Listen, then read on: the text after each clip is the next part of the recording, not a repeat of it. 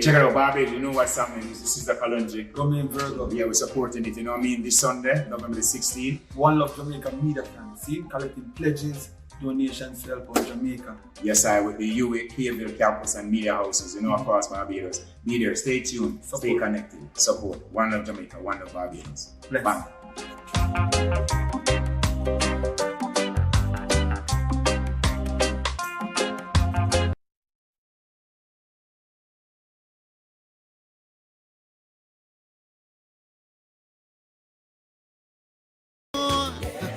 It's nonsense to hide or run. Something says keep pressing on. A voice in my head keep talk to me. Whoa, whoa. A voice in my head keep talk to me. Out with me problems. It tells me the road is long. It tells me we must be strong. Roll with the pain and strife. Today is the start of the rest of your life. Sing it. A voice in my head keep talk to me. Whoa, whoa. A voice in my head keep talk to me. Out with me problems. Azumze, somebody. Azigi, zumazigi, somebody. Azumze, somebody. Azigi, zigi, somebody. Zumze, somebody. Ooh. Hey, inside of our homes, poverty still lodging there. You pack up and leave, but he'll find you anywhere. Old man lottery gives you hope of reaching dreams, but that is as far as it goes. Crossing over's too extreme. A voice in my head keep talk to me. Whoa, whoa, whoa. A voice in my head keep talk to me. Out with me problems. It tells me the road is long. It tells me we must be strong. Roll with the pain and strife. Today is the start of the rest of your life. Sing it. A voice in my head keep talk to me. Whoa, whoa, whoa. A voice in my head keep talk to me. Oh gosh. So I lift my head up to the skies and question the heavens, asking why must I go on to live in this violence and crime? Why can't I toil the lands I know and watch all my children grow? Why must I go on to live in this violence and crime? Oh gosh, Jamaica, Jamaica. Jamaica, Jamaica, we love you. Jamaica, Jamaica, we love you. Oh gosh, oh gosh, oh gosh. Ha. He talked through most of my life, though I've never seen his face. But I trust him strong, he will never ever be replaced.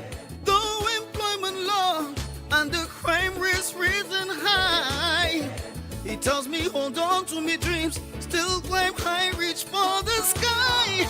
A voice in my head keep talk to me. Oh gosh, a voice in my head keep talk to me. Out with me problems, it tells me the road is long. It tells me we must be strong. Roll with the pain and strife. Today is the start of the rest of your life. Sing. A voice in my head keep talk to me. Whoa, whoa, whoa. A voice in my head keep talk to me. Out with me problems. So I lift my head up to the sky and question the heavens, asking why must I go on to live in this violence and crime? Why can't I toil the lands I know and watch my children grow? Why must I go on to live in this violence? A voice in my head keep talking, keep walking with me. A voice in my head keep walking, keep talking.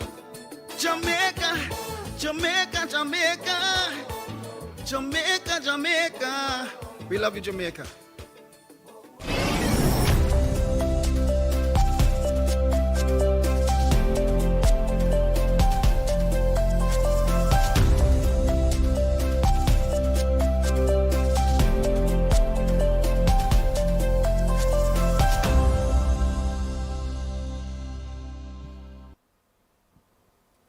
as only the general could do it. Voice in my head, 30 years and going strong for that one. And we need the strength to persist today more than ever. Welcome to each and to every one of you, wherever you're watching from around the globe. Welcome to One Love Jamaica Mediathon. It is a multi-media Mediathon being hosted right here in Barbados as we raise much needed funds for Jamaica. I'm one of your presenters here this evening. I'm Gaynell Marshall, and with me, my colleagues that I've worked with over the years. I never thought we'd have this moment together at all. Well, sorry to say it's because of something negative, but it's always a pleasure to have you and CC in company. Welcome, I'm Mark Anthony. And as you just said, my name is Caroline C.C. Reed, and this truly is all of the media houses here in Barbados coming together for this cause. And we want you to also be part of it because you have a chance now to donate. So we're going to give you some information right off the top. We're going to have a lot more entertainment. We're going to be hearing from some persons who would have gone through the experience, who are spearheading some of the recovery efforts.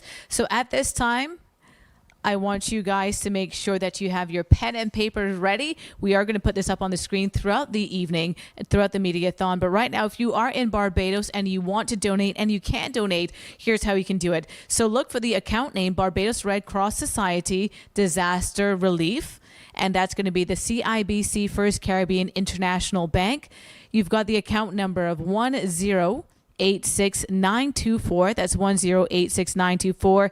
It is a checking account. The branch is Sheraton, and that branch transit number 09586. That's 09586.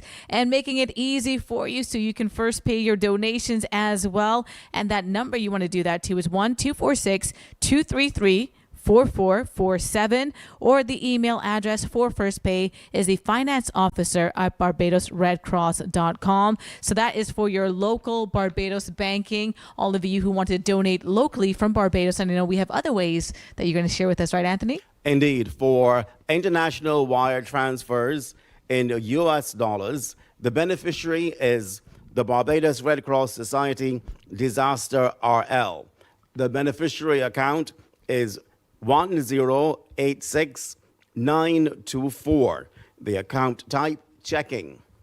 The branch is Sheraton, and the branch transit 09586.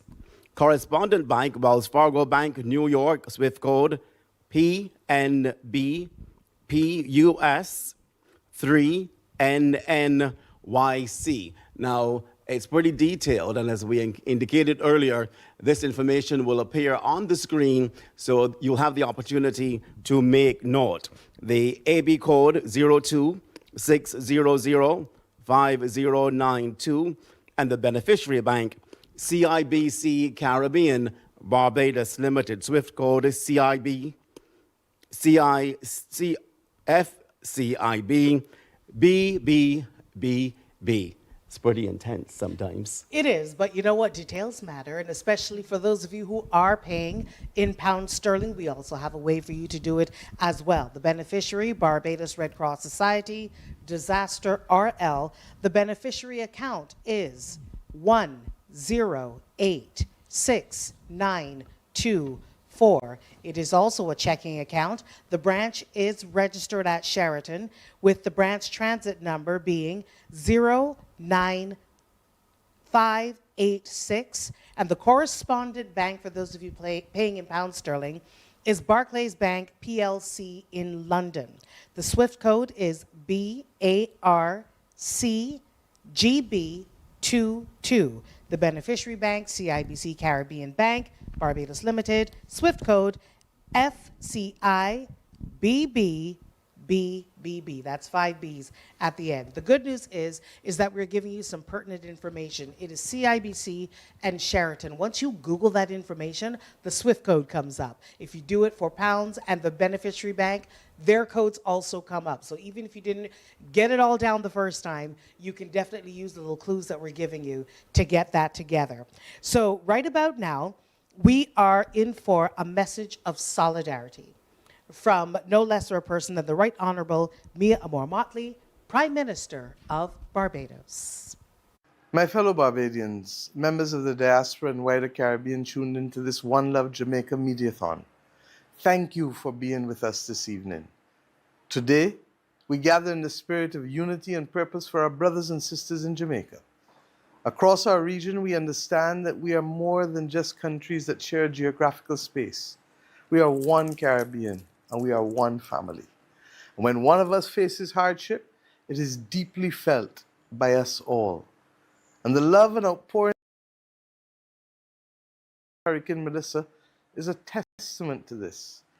Indeed, you are watching this appeal right now because you care. Now is an opportunity to turn that care into action. Barbados has always answered the call. Bajans have always stepped forward to care, to give, to stand with others. I ask you, let us do so again today. The One Love Jamaica Mediathon gives us each a chance to help. It is an opportunity to give what we can and to remind our Jamaican family that they are not walking alone. We stand together in solidarity, and we will make it through this difficult time together. Your donations, no matter the size, will make a profound difference, and the Barbados Red Cross will ensure that every contribution reaches those who need it most.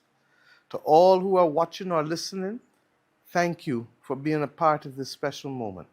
And may I say that I feel it even more acutely because I happen to have been in Jamaica for Hurricane Gilbert, and I know what it took for us to recover during that week from that hurricane, which was nowhere near as devastating as Hurricane Melissa. We've all seen the photographs. We've all heard the stories. I want, therefore, to ask you, do your part. And I want to thank the University of the West Indies and all partners for bringing this One Love Jamaica Mediathon together. May God bless you. May God bless Jamaica. May God bless Jamaicans who are enduring this most difficult time. And may He continue to bless our entire Caribbean region. For we are ever too conscious that today may be for you, but tomorrow may be for me. This is the reality in the new era of a climate crisis. Let us do our part and let us uplift our brothers and sisters in Jamaica. I thank you. And thank you, of course, to our Prime Minister, Mia Moore-Motley, for that message of solidarity. And speaking of solidarity, all the media companies have come together here in Barbados. So however you're tuned in, however you're watching, we thank you for joining us this afternoon. And in fact, we're going to go to our call center where Christo J. Paul at Starcom Network is located. And Christo J., I think you have some exciting news for us because an hour ago we had one tally and we know that that has gone up already. So thank you so much for your donations already as they continue to roll in. So we're going to hear from Krista J. Paul and the call center team. Good afternoon to you. Hi, good afternoon, Cece, Gaynell, and of course, Mark. Yes, we're here live in Studio 3, Starcom Network in Bridgetown, and we're so honored to be able to do this in partnership with media houses across Barbados and, of course, UWI Cave Hill campus. Now listen, I'm encouraging you to give. Wherever you are around the world, we've made it possible for you to give. The account number is 1086924, 1086924 CIBC. And you can give, it's US dollars, you can give in pound sterling, and of course Barbados dollars here as well. I'm at the call center and the number to call is 434-1034. Let's say it again. 434-1034. It rings, right? It rhymes. It has a ring to it. 434-1034. So you can dial that number and you'll be on to make your pledges and donations here with us at the call center. You can also send a WhatsApp message to 231-8430. That's 231-8430. All right, so that's 434-1034. 231-8430. All right, easy to remember. And of course, we'll be giving that information to you throughout the broadcast as we are here live from Bridgetown, encouraging you to give no matter where in the world you are. As you would have heard in the ad, every mickle make a muckle. Every bit counts, all right? No matter how small, we're encouraging you to give. And I have my colleague here, Philippe Amy, who was in Jamaica, and he had first-hand experience. I'm going to invite Philippe to the fore right now. Yes, the phone lines are going. Thank you. 434-1034. Philippe, good afternoon to you. How are you? Come over a little bit more for us. How are you today? I'm good, Krista J. How are you doing? Wonderful, wonderful. Now, you had first-hand experience being there in Jamaica. What was it like for you there? And describe the setting for us. Well, I'll take you back to the first day when I landed in Jamaica. We were staying in Kingston. And landing in Kingston, you got the impression that, you know, we heard about this hurricane, we saw the videos before we even left Barbados. And landing in Kingston, we saw nothing really. Things were happening smoothly. And it's only on that second day when we started to drive, we went to St. Anne's and Trelawney first. And along the way, the first site of damage we saw, we counted 85 poles on the left side of the road, opposite the beach side, broken in half, consecutive poles. And that was the very first site that we got as a group of what this hurricane did to Jamaica. We understood immediately that where we were headed towards the damage to the western side. And if that was just the beginning, in terms of seeing the damage, utility poles broken, like I said, broken in half consecutively along the road. And it was very startling for me, to be quite honest with you. My role in going to Jamaica was to kind of shadow SEDEMA, the Caribbean Disaster Emergency Management Agency, and to try to understand outside of the damage. We know a Category 5, we can understand and appreciate, imagine the type of damage it will do. Roofs, houses, and so on, people displaced. The death count is 45 at this present point in time, but still many other people missing and so on, communities. Up to the time I left, there were still 35 communities still marooned. So like I said, those are the type of challenges, but what I wanted to witness was the emergency response. Again, we know that we live in a zone where we can expect these hurricanes. It's not really a question of when or, you know, if and so on. We know that hurricanes will come, whether it's Barbados, Jamaica, Bahamas, Dominica, Grenada, and so on. I wanted to see and understand what hurricane response is really like, analyze what the government was doing on the ground, the different agencies that are responsible for relief efforts and so on. And it's extremely challenging. I think Jamaica, the landscape makes it difficult. So if we can understand, you know, Barbados is a relatively flat, we have a vast road network. In Jamaica, you know, those road networks are not theirs yet in some parts of the countryside. So again, it showed us immediately the challenges that the relief organizations were going to have. And I think the devastation, like I said, is not something I've seen before, but the resilience, this is what I want to talk about mainly. The resilience. Like a few seconds left. Yeah, no problem. The resilience of the Jamaican people, I think, is extremely formidable.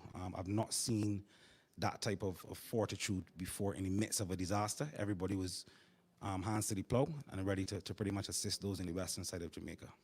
Thank you so much, Philippe. And this is why it's important to give. Thank you. Thank you. As we're seeing footage here of the damage there in Jamaica, back over to you. Thank you so much, Krista J. And as we mentioned, we're going to repeat those numbers, those bank account numbers. And as we said earlier, we're going to have some guests in studio with us. So, Gaynell, why don't you introduce our guests? Oh, my pleasure. We have with us today President of the Barbados Chamber of Commerce and Industry, Mr. Paul Innes. How are you, Paul? I'm well, thank you. Great. We even got your own microphone. Oh, yeah, yes, we got your own microphone. We're well equipped. Now, naturally, you represent a collection of businesses in Barbados, and maybe even throughout the region. How are you playing your particular role, and what do we need to know about what the BCCI is currently embarking on with this recovery effort and restoration effort? Okay, so it's great to be here and to contribute to this worthwhile initiative, this Mediathon. And the Barbados Chamber of Commerce and Industry is playing a pivotal role within the ambit of the Barbados Private Sector Association. So you would hear about BPSA. And we're also partnering with the CPSO, which is the CARICOM Private Sector Association or organization. That is a much wider organization that is the umbrella for all the businesses within the CARICOM region. So from that, you would get the feel and understand that the Barbados Chamber of Commerce is not only is not going at it alone, but that we're working with various partners locally and regionally.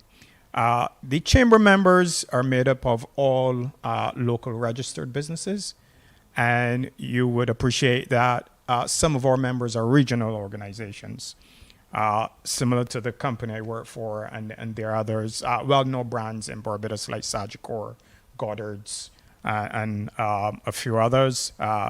And we are actually partnering from several different perspectives. So we are encouraging and have been engaging with retailers, distributors, manufacturers within the chamber, first to identify, based on the support that Jamaica expressly and specifically mentioned that they need. So we've worked with our membership to see what items they can donate. And then in addition to that, there are local companies or members and persons in Barbados who would want to also contribute materials, items, whatever is listed. And we're working with our members to see what discounts can be given to those who will also want to participate as well. So that is one of the streams. The second stream is around financial donations. So not every company may want to physically donate. And there's an avenue and opportunity for a membership to also donate monetarily.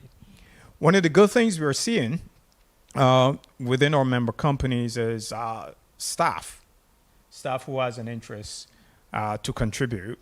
And some companies are also matching staff contributions. So that is a fantastic development. For sure. So what you're speaking of is not just monetary donations, but also infrastructural support where it's needed. And by the way, we will also have a list of items that we can share with you that have been specifically requested. So in lieu of actual physical donations in terms of monetary donations, if you have things, extra supplies, clean clothing, especially the non-working, non-formal type, we can give you a list of some of those items so you can say, hey, I can also be of service there as well. What would be your message to your, not only your member partners, but perhaps even partners that are not necessarily a part of the BCCI, but who could still play a significant role? Yeah, so I mean, generally to the business community, I think we have a responsibility when times like these arise.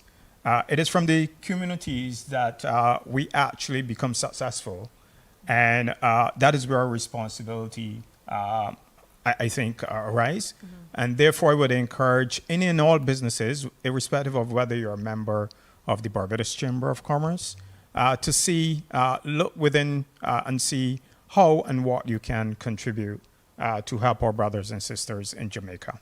Thank you so much, Paul, for taking the time today. And we really, really appreciate what the BCCI and other membership partners have been able to put together in terms of support for our brothers and sisters in Jamaica. You're welcome, and thank you. Thank you so much.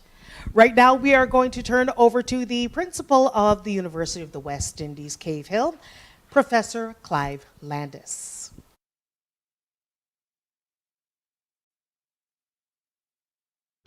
To everyone who is tuned in or is listening to the One Love Jamaica Mediathon this afternoon.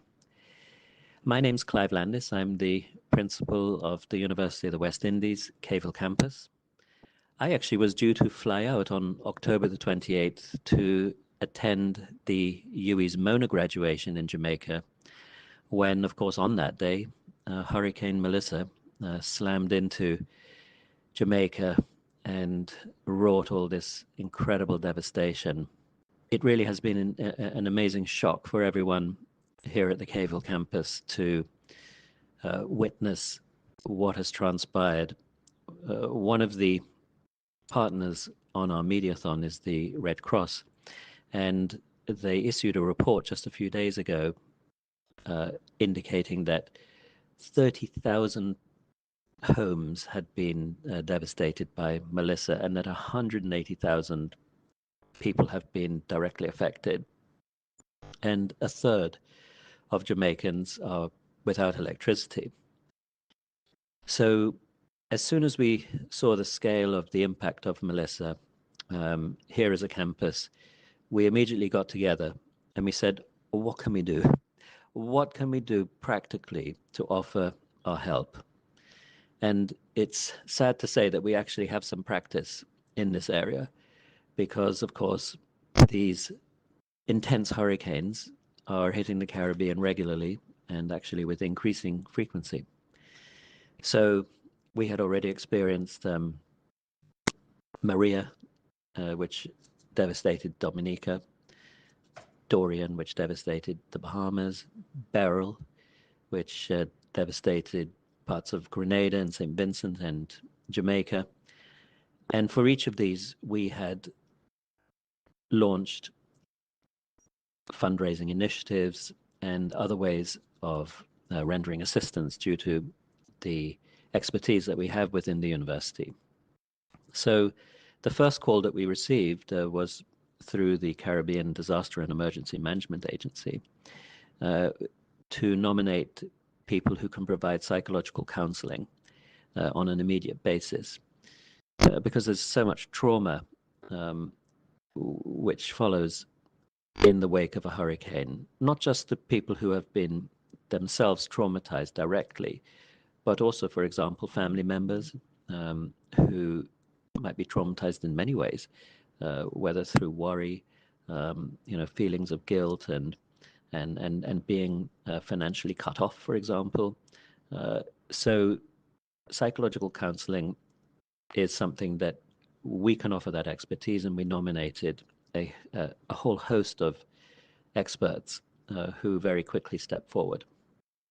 In the case of Maria and Beryl, we actually hosted T20 celebrity cricket matches here at the pitch, the 3Ws Oval at Cave Hill, in order to raise funds for those particular hurricane impacts. For this particular impact by Hurricane Melissa, we thought that we really had to go bigger and deeper. But those partners that we had established for the T20 celebrity cricket matches, we actually called upon them again, and they're all here represented on the Mediathon. So all of the stations of the Starcom network, the Nation newspaper, CBC and Barbados Today, we have often collaborated with on various events, and the Red Cross and the DEM, the Department of Emergency Management, the Caribbean Broadcast Union. It's a big coalition who are putting on this Mediathon. And at the center of this is actually UE TV. So UE has its own TV station. The studios are here at the Cave Hill campus. So I wish to give a shout out to Janet Carew. That's actually Dr. Janet Carew. She earned her PhD just at this October's graduation. And Maxime Baldeo and his team, they are actually hosting the TV segment of the Mediathon in the UE TV studios. The call-in lines and the radio part of the Mediathon are hosted by Starcom in their studios. Now, the way that the Mediathon is able to raise funds and disperse them is through a QR code, which allows for credit card donations. I'm sure that you've been pointed to this QR code already. And the donation site is actually managed by the UE bursary, so in our accounting section. Now, the University of the West Indies is a fully audited, in fact, externally audited institution. So you can be absolutely certain if you donate through this QR code using your credit card that there is an audit trail and that all of the funds which are collected are audited and accounted for, and they all go to the intended destination, which in this case, the use of these funds will be directed through the Red Cross, who is really in the best position to make the funds count to the maximum effect. There are also ways in which you can donate in cash. I will allow other persons on this Mediathon to indicate where those collection sites are. But one of them is here at the Cave Hill campus during ordinary working hours, during working days of the week, where persons can make cash donations as well. So it just remains for me to say an enormous thank you for the teams of the University of the West Indies, headed by Dr. Henderson Carter, and all of the partners who have come together at very short notice to put on this One Love Jamaica Mediathon. We also thank the government and the Red Cross and everyone who has been involved. But mostly we thank you, all of you who are participating in this Mediathon. You know, you don't have to be part of a regional institution as we are to really feel that sort of sense of pain and grief when another part of the Caribbean is really hit in this way, in a devastating weather event. And I think we all feel the same way, that we just want to help, and all of our thoughts are with everyone affected in Jamaica and other parts of the Caribbean which have suffered from Melissa. All of my blessings on everyone who has been affected, and blessings to you as well who are interested in donating in this Mediathon. Thank you. Thank you. Thank you so much, Professor Landis. And of course, we are here, UETV. You just would have mentioned and heard Professor Landis mention that this is where we are holding this Mediathon. So thank you so much to UETV for making it possible, and Professor Landis for those kind words. And now we continue. We head over to the Cynthia Wilson Art and Lecture Theater. We're going to have spoken word from none other than the Mr. Spoken Word himself. Adrian Green here is here to give us his talents so that you can make your calls right now. Make your donations as we help and support our brothers and sisters in Jamaica. This is the One Love Jamaica Mediathon as we take in spoken word from Adrian Green.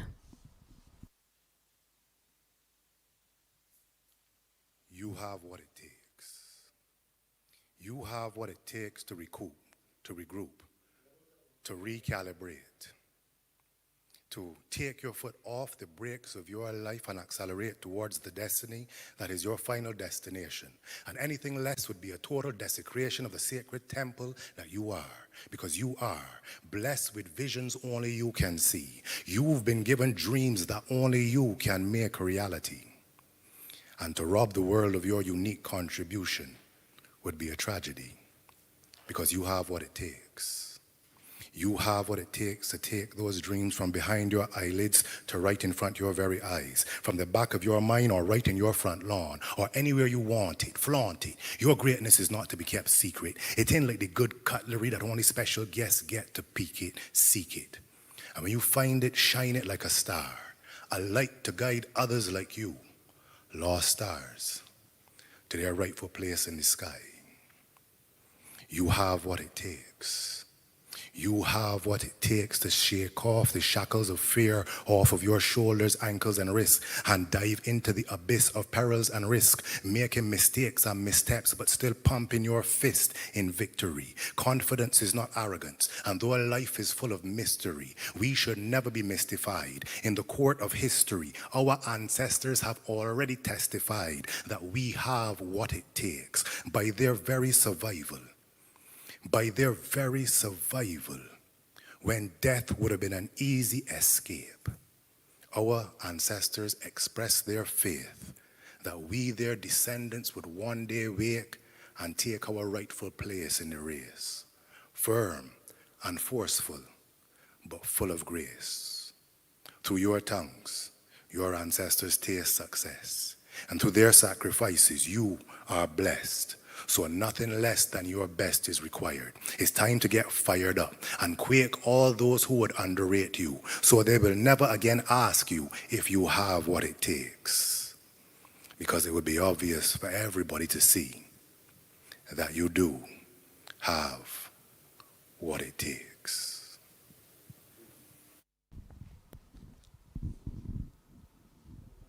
Thank you so much, Adrian Green. We don't call him Mr. Spoken Word for nothing. Well, the words that we're going to be speaking, they're going to sound repetitive, but they are definitely purposeful because we need to make sure you do have the banking information to hand. Now, I'm going to work the other way around. I'm going to go to the UK and work our way back. For those of you who will be making contributions in pounds sterling, boy, do we appreciate you.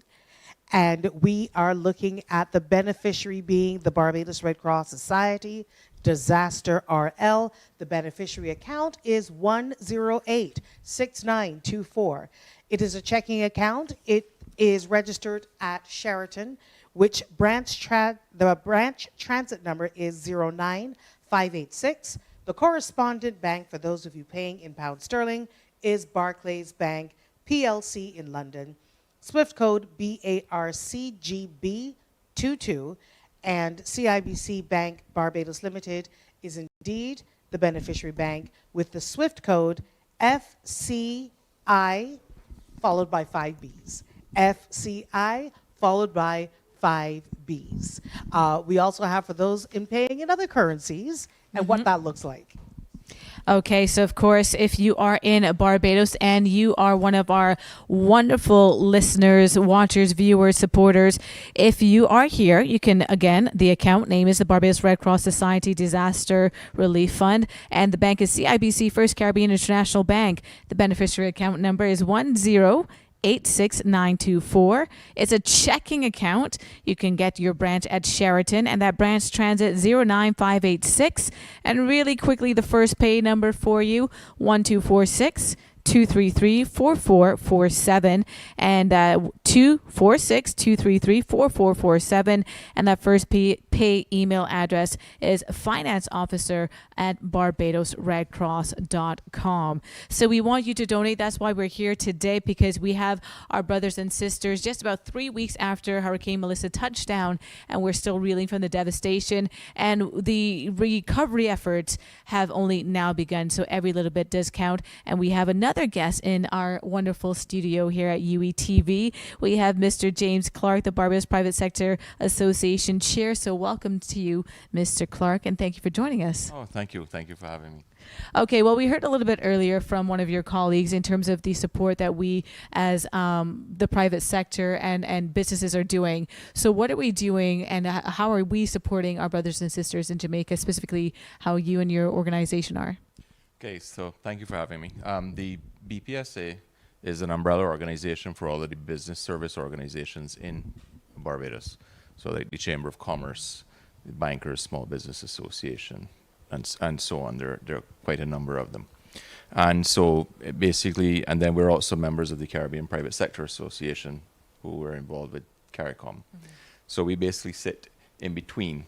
So we help, at this moment, we help with the communication between CARICOM, CPSO, and then through to all the other business service organizations.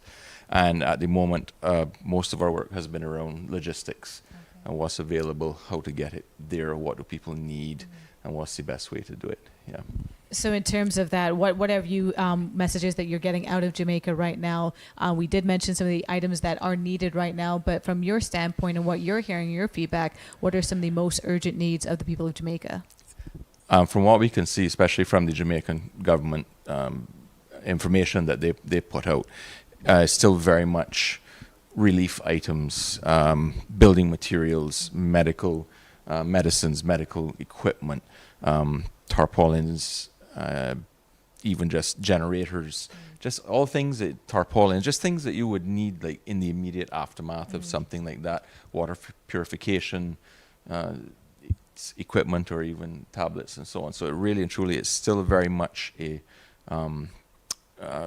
it's obviously very fluid, and because the devastation is so bad, that's the real need right now. And I think it's important to remember when we're giving. I think that's why we're asking people to donate money. At this time, we want to give well. Yeah. We want to give to make sure that whatever we give has the chance to have the greatest impact for people and to fill those immediate needs that are required, because these are the needs at the moment. But when you look at the level of devastation, and the infrastructure that has to be rebuilt, people's houses, businesses, their family, everything is incredible. So this need is gonna continue on, but that's one of the main things to remember. We need to give well. We need to give a very targeted response. True. And as we say in Barbados, we don't want it to be a one and done, but how do you see us showing support going forth? So this is the thing. I think we need to monitor very closely, and I think this is where the Jamaican government and also the various aid agencies and certainly the business service organizations, once we can get feedback from the ground, what's going on, what is needed next, and we can anticipate, but it's really better to get the direct feedback. This is what we need, this is when we need it by, and this is how much of whatever it is. And I think it's important to keep that messaging going on as ongoing. It's not like, well, we have a radiothon today and that's it, right? No, it's there will be constant need. And I think just keeping that dialogue open and the information flowing would really help us a lot to know where, again, how do we give well? I think so. And I appreciate that we're listening to the needs of the people instead of saying, no, this is what you need. No. We're actually listening and responding to what we're hearing. So that's what you're doing today. Of course, any donation that you make goes towards these worthy causes. And we are trying to meet the needs of where they are. So we want to thank you guys so much for donating, for being here, for giving of your time on this Sunday afternoon to make sure that all of our listeners and viewers, they have an opportunity to know what's going on, know what this Mediathon is all about. It's just showing love to Jamaica, but also implementing real changes and getting the today, tomorrow, next week, next month, and keep on working and keep on going. So thank you so much. You're most welcome. Absolutely. Thank you so much, James, for joining us. Thank you. And now we're going to turn our attention. We have a very special message coming to you from the Red Cross. Hello, friends. My name is Lois Pace, and I'm speaking to you on behalf of the International Federation of Red Cross Societies, the world's largest humanitarian network. Today, my heart is firmly with family and friends in Jamaica affected by Hurricane Melissa. This historic storm has left behind devastation that is honestly hard to put into words. Homes have been destroyed, livelihoods have been interrupted, communities are left grieving and trying to hold on to whatever remains. But even in this heartbreak, something powerful is rising. The spirit of the Jamaican people, the solidarity of the Caribbean and our diaspora as a whole, and the unwavering commitment of volunteers across the network of the Federation who have been there from the very beginning. Before Melissa even hit, the Jamaica Red Cross Society was preparing shelters, supporting families, and helping people reach safer ground. And when the storm arrived, their volunteers did what they always do. They stepped up. Even as their own homes were damaged, they kept serving, offering comfort, carrying hope, and standing shoulder to shoulder with their neighbors. At the Federation of Red Cross Societies, we've been right there with them, and we will stay long after the headlines fade. We're helping people return home safely, supporting communities as they rebuild roofs and livelihoods, making sure people have clean water, essential supplies for daily life, and the mental health support they so desperately need. But recovery isn't fast, nor is it simple. Recovery is dignity restored, hope rebuilt, and countries rising stronger than before. Jamaica indeed has a long road ahead, and no one should have to rock that road alone. So today I'm asking you from the heart, please stand with Jamaica. Your support can help a woman rebuild her business or a farmer replant his crop. It can help a child not fear the wind or the rain. It can help a volunteer keep showing up with courage and with love, because that's solidarity. It's also humanity. And there are many ways you can help. You can use your voice to share Jamaica's story so the world doesn't look away. You can offer your time by volunteering with your local Red Cross, or you can make a financial contribution, because every gift helps helps us reach more people faster and when it matters most. Thank you for caring. Thank you for giving. And thank you for standing with the people of Jamaica as they rise, rebuild, and reclaim their future. Thank you so much for that incredible message coming from the Red Cross. And one thing I took from it is long after the media headlines have started to slow down, we have to keep the messaging and we have to keep the information flowing. We are only as strong as our fellow brothers and sisters. So I want to introduce you to a very strong sister right here. She is the Executive Director of the Caribbean Disaster Emergency Management Agency, better known as SEDEMA. And we want to welcome you, Elizabeth Riley. How are you this evening? I'm a little under the weather, but I'm here because this is very important. Very important, yes, indeed. Now, SEDEMA, by your title alone, this is really what you deal with, and it's not always a happy topic. It's definitely something that we have to get into at a very structural level and at a level that people can understand readily. So what can you help us with? Well, SEDEMA's already been helping. Since before the event, we actually had personnel on the ground supporting the national office in Jamaica in coordinating, but also setting up emergency telecommunication systems so that the parish disaster committees could be able to communicate after the event. And subsequently, we've done a range of things. We've continued our operational support in the office. We've provided additional telecommunication support and equipment on the ground, including Starlinks to boost the connectivity. We've provided a rapid needs assessment team with the support of financing from the CARICOM Development Fund.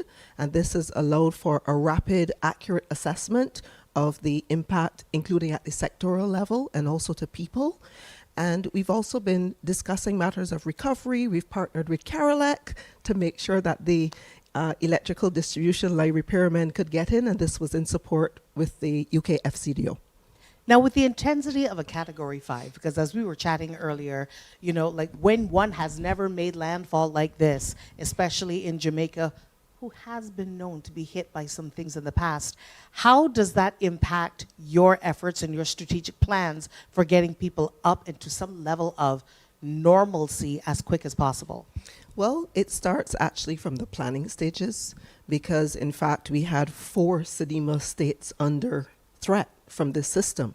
So it was about strategically coordinating with the partners who support us in the response. We were in discussions with the UK about the Turks and Caicos Islands. We had partners who were on standby to support the Bahamas. And of course, we were in collaboration already with our colleagues in Haiti. So this type of event is a major event, and it means that all of the resources that we bring to bear from across our 20 participating states, as well as all of the partners that we work with, World Food Program, all the other UN agencies, all the donors, the private sector, including the CARICOM private sector organization, as well as non-governmental organizations, including the Red Cross. They were all on board coordinating with us, already putting in place areas that they were going to provide support with. Now, admittedly, SEDEMA doesn't exactly rise to top of mind unless there is an actual tragedy, and then we see you jump into action. But where do we see and feel SEDEMA without seeing and feeling SEDEMA? Well, we feel it every day because we work very closely with every national emergency management office. In Barbados, it's called the Department for Emergency Management, but we have those equivalents across all of our other 19 states. We work with them every day, preparing, making sure that we're looking at policy issues, legislation issues, because all of these softer measures are really the critical things that are needed to give proper effect to a response, but also to build resilience against all of the different types of hazards that we face, not just the hurricanes, but earthquakes. We had volcanic eruption in St. Vincent just a couple of years ago. So all of these are treated by SEDEMA, and we do training, we prepare personnel, and you name it, and we do it. And among your states, how do you think we can shore up our resilience? We may not be able to impact whether or not we get hit, but it's our response. How can we shore up our resilience? Oh, absolutely. It's really an individual responsibility working in collaboration with the government. It's a partnership. And this is a message that we always try to send, because governments cannot do it all. Right. And this is why private sector comes into play. the non-governmental organizations come into play, and individual decisions that we make as citizens of our countries on how we take care of our homes, if we put hurricane straps on our roofs, if we decide to access cash before an event actually impacts us, if we fill our car with gasoline, if we clear the drain outside of our homes, or just the gullies and the wells. All of these are important small measures that build resilience in countries and contribute to the resilience. So everyone has a role to play. Absolutely. And you heard it here from the executive director herself. Thank you so much for taking time. We wish you so much better, because we are going to need you. Thank you so much. Thank you so much for joining us. And of course, Gaynell, you kind of took the words right out of my mouth, because I was wondering, I know that Sedema is such in the forefront when there is an emergency. But as you just mentioned, I'm so glad you asked that question, Gaynell, because as you just mentioned, there's so many things that we individually can do to make it happen, to kind of, as you mentioned, we can't predict when a disaster may strike. Indeed. But we can be prepared. As they always say, a Boy Scout, you're always prepared. So preparation may not always be the best thing, but it's better than nothing, correct? Absolutely. Okay, great. Fantastic. Thank you so much for joining us You're here more than today. welcome. And we're still counting on your donations. We're still counting on your support. Hopefully we'll get a tally very soon from Crystal J from the call center. But right now we've got a more amazing Barbados talent coming your way. Let us introduce to you Peach Bless. What a feeling.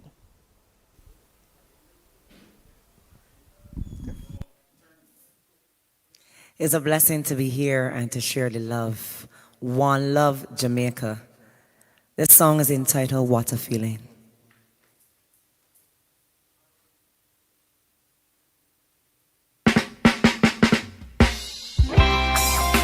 Oh yeah, yeah. Whoa, as the sun rises and I open up my eyes. What a feeling, what a feeling. As the sun rises, Jah open up my eyes. What a feeling, what a feeling. Lord, you woke me up this morning.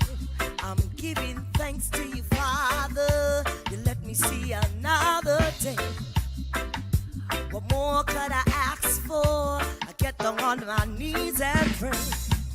Never let me be ungrateful. Never let me go astray. So bless my going out and bless my coming in. Keep shining the light that guides me as the sun rises and I open up my eyes. What a feeling, what a feeling. As the sun rises, Jah open up my eyes. What a feeling, what a feeling. Lord, you woke me up this morning.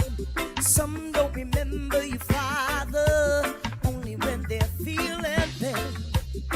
You're such a merciful Father, forgive them again and again. Never be doubtful when you hear me say to love Jah with all your heart and for all your days. Whoa, as the sun rises and I open up my eyes. What a feeling, what a feeling. As the sun rises, Jah open up my eyes. What a feeling, what a feeling. Hear me now. So counting my blessings, not put no one above you. Open up my heart to a love that is so true. I've learned my lesson to put no one before you. Here I am, Father, I am nothing without you. I am nothing without you. Nothing without you.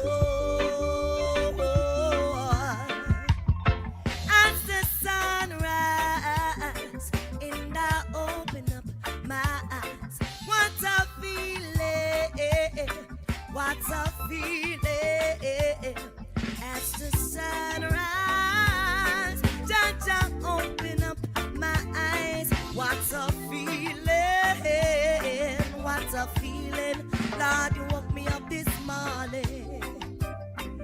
Even if the Creator wake you up this morning, we gotta give thanks every time. It's one love, Jamaica. Yeah, Lord, you woke me up this morning.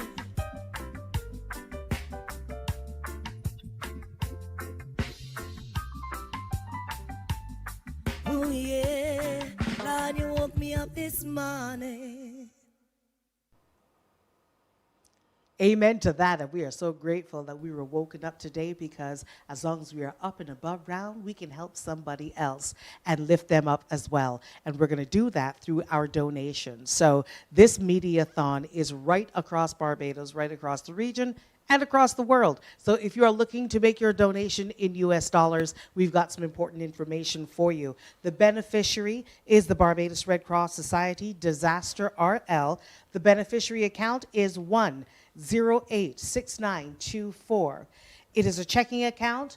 It is located at Sheraton. The branch transit number is 09586. You can also check with your correspondent bank, which is Wells Fargo Bank in New York. The SWIFT code PNBPUS3NNYC. ABA code is 026005092. The beneficiary bank being CIBC Caribbean Bank Barbados, SWIFT code FCI, followed by 5Bs. And if you're making a non-monetary donation, which, believe you me, is also very essential, among the basic needs are non-perishable items that can be dropped off at the DEM warehouse in Pelican Village.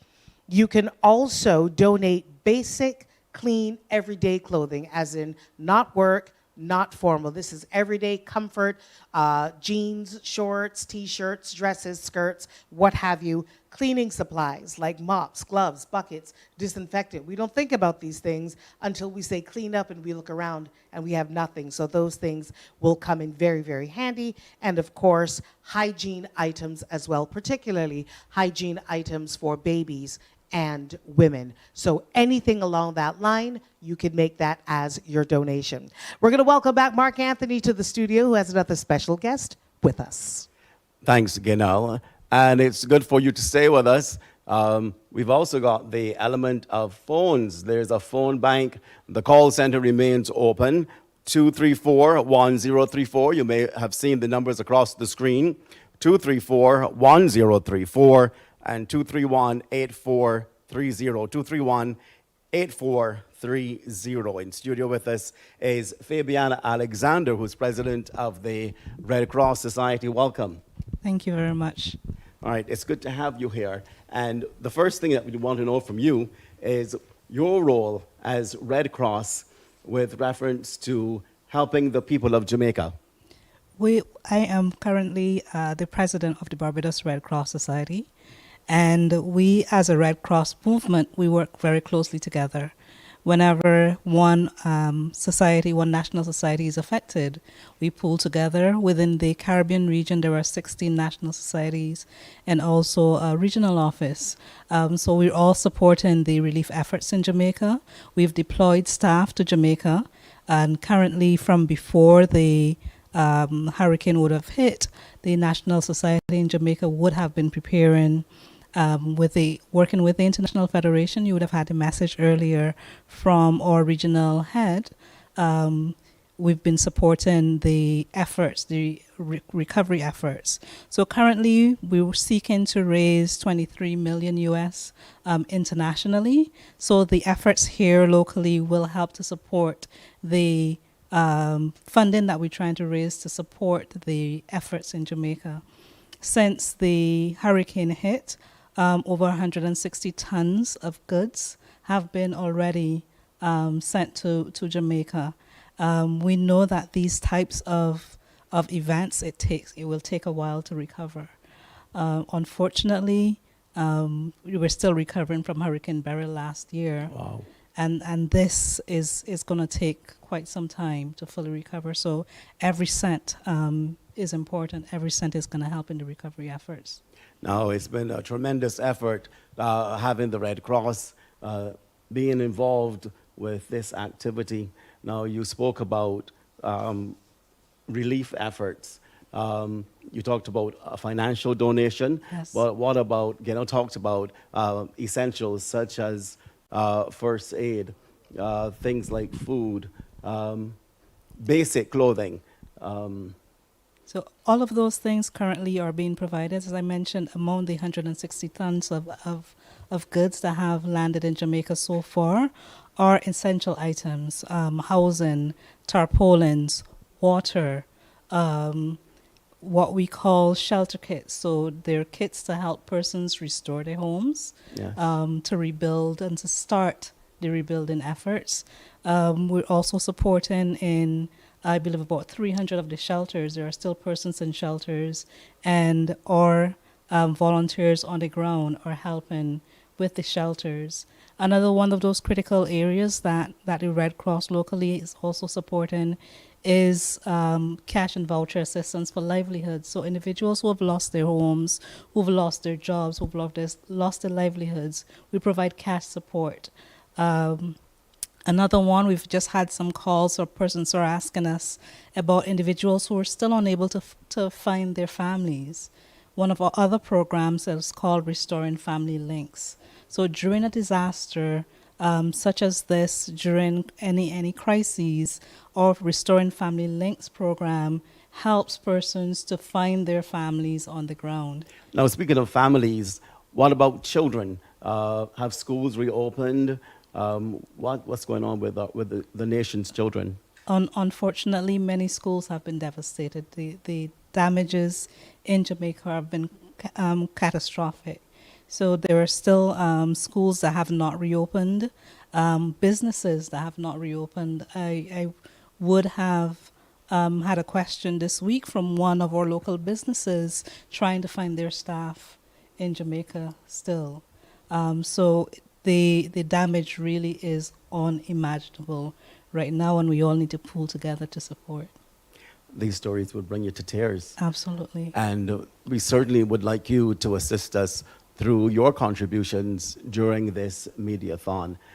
I mean, it's really overwhelming. I mean, later this evening, you'll also hear from some students from Jamaica who are in Barbados, and they'll be joining us on set later this evening. Yes, that is correct. But we want to thank you so much, Fabiana, for taking the time with us. you. And we really do appreciate everything that the Red Cross is able to do, how you are able to literally marshal your troops and get feet on the ground to get working. Yes, that's what we're here for, and we are honored to have partnered with UE and the media in Barbados to support this effort. Thank you. Thank you so much. Thank you so much for being with us here this afternoon. Right now, I understand we get to turn our attention right over to the ALT because we have another performance at this time around. It is going to be a Santa, but what I will do is I will go through the information in terms of the banking information from time to time. We'll see it on the screen, but just so you know, CIBC is definitely the common factor here. So whether you are making your donations locally or from afar, we will make sure that you have that information. But right now, I think we can use some musical relief and fabulous talent coming from a Santa, with this one called Rise Up.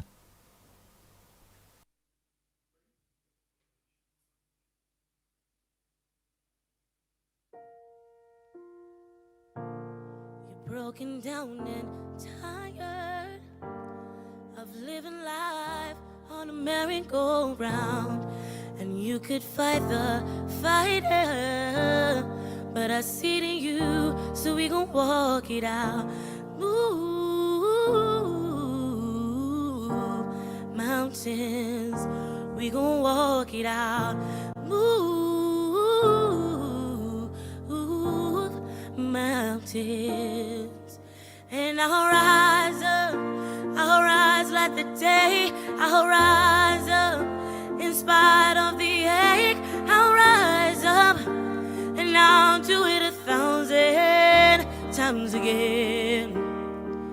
And I'll rise up, I'll let the waves. I'll rise up, in spite of the ache. I'll rise up, and I'll do it 1,000 times again.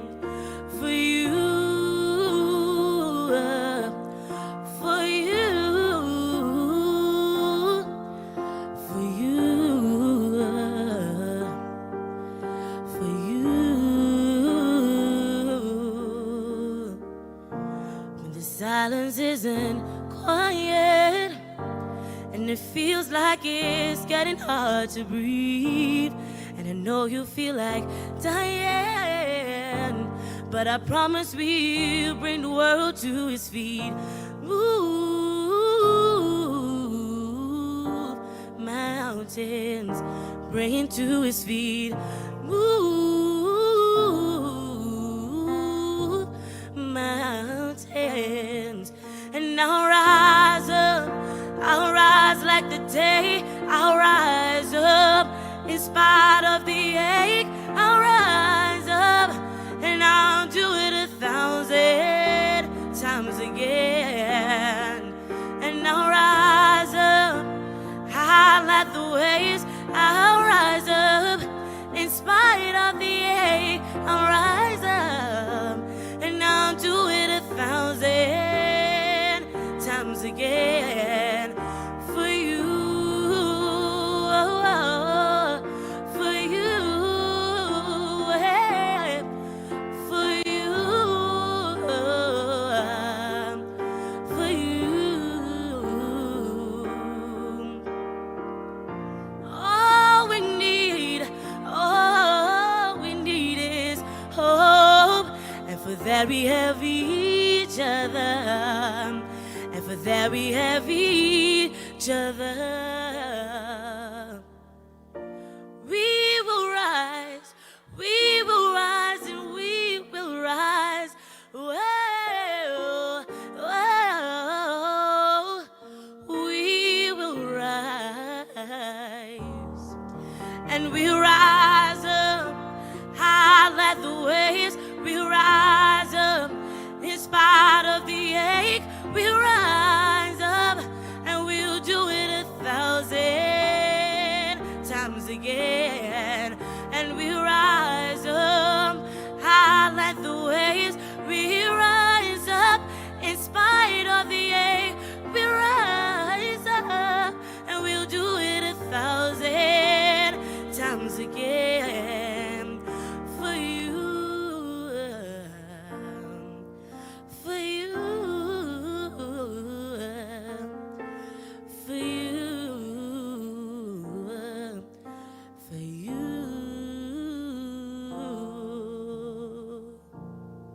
Thank you.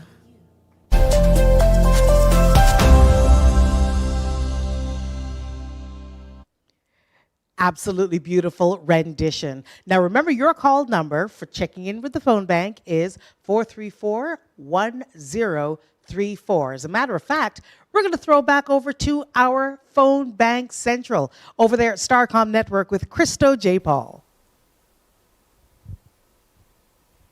So this is what is happening. From time to time, we're going to have guests, we're going to have performers, we are going to have people from membership agencies that can definitely feed into what is happening. So what we're going to do is first check in with Christo J. Let's see if we can get ourselves an updated number to see where we are with donations. Yes, we are here live at Starcom Network. And listen, we need for you to call 434-1034. That's 434-1034. 434-1034.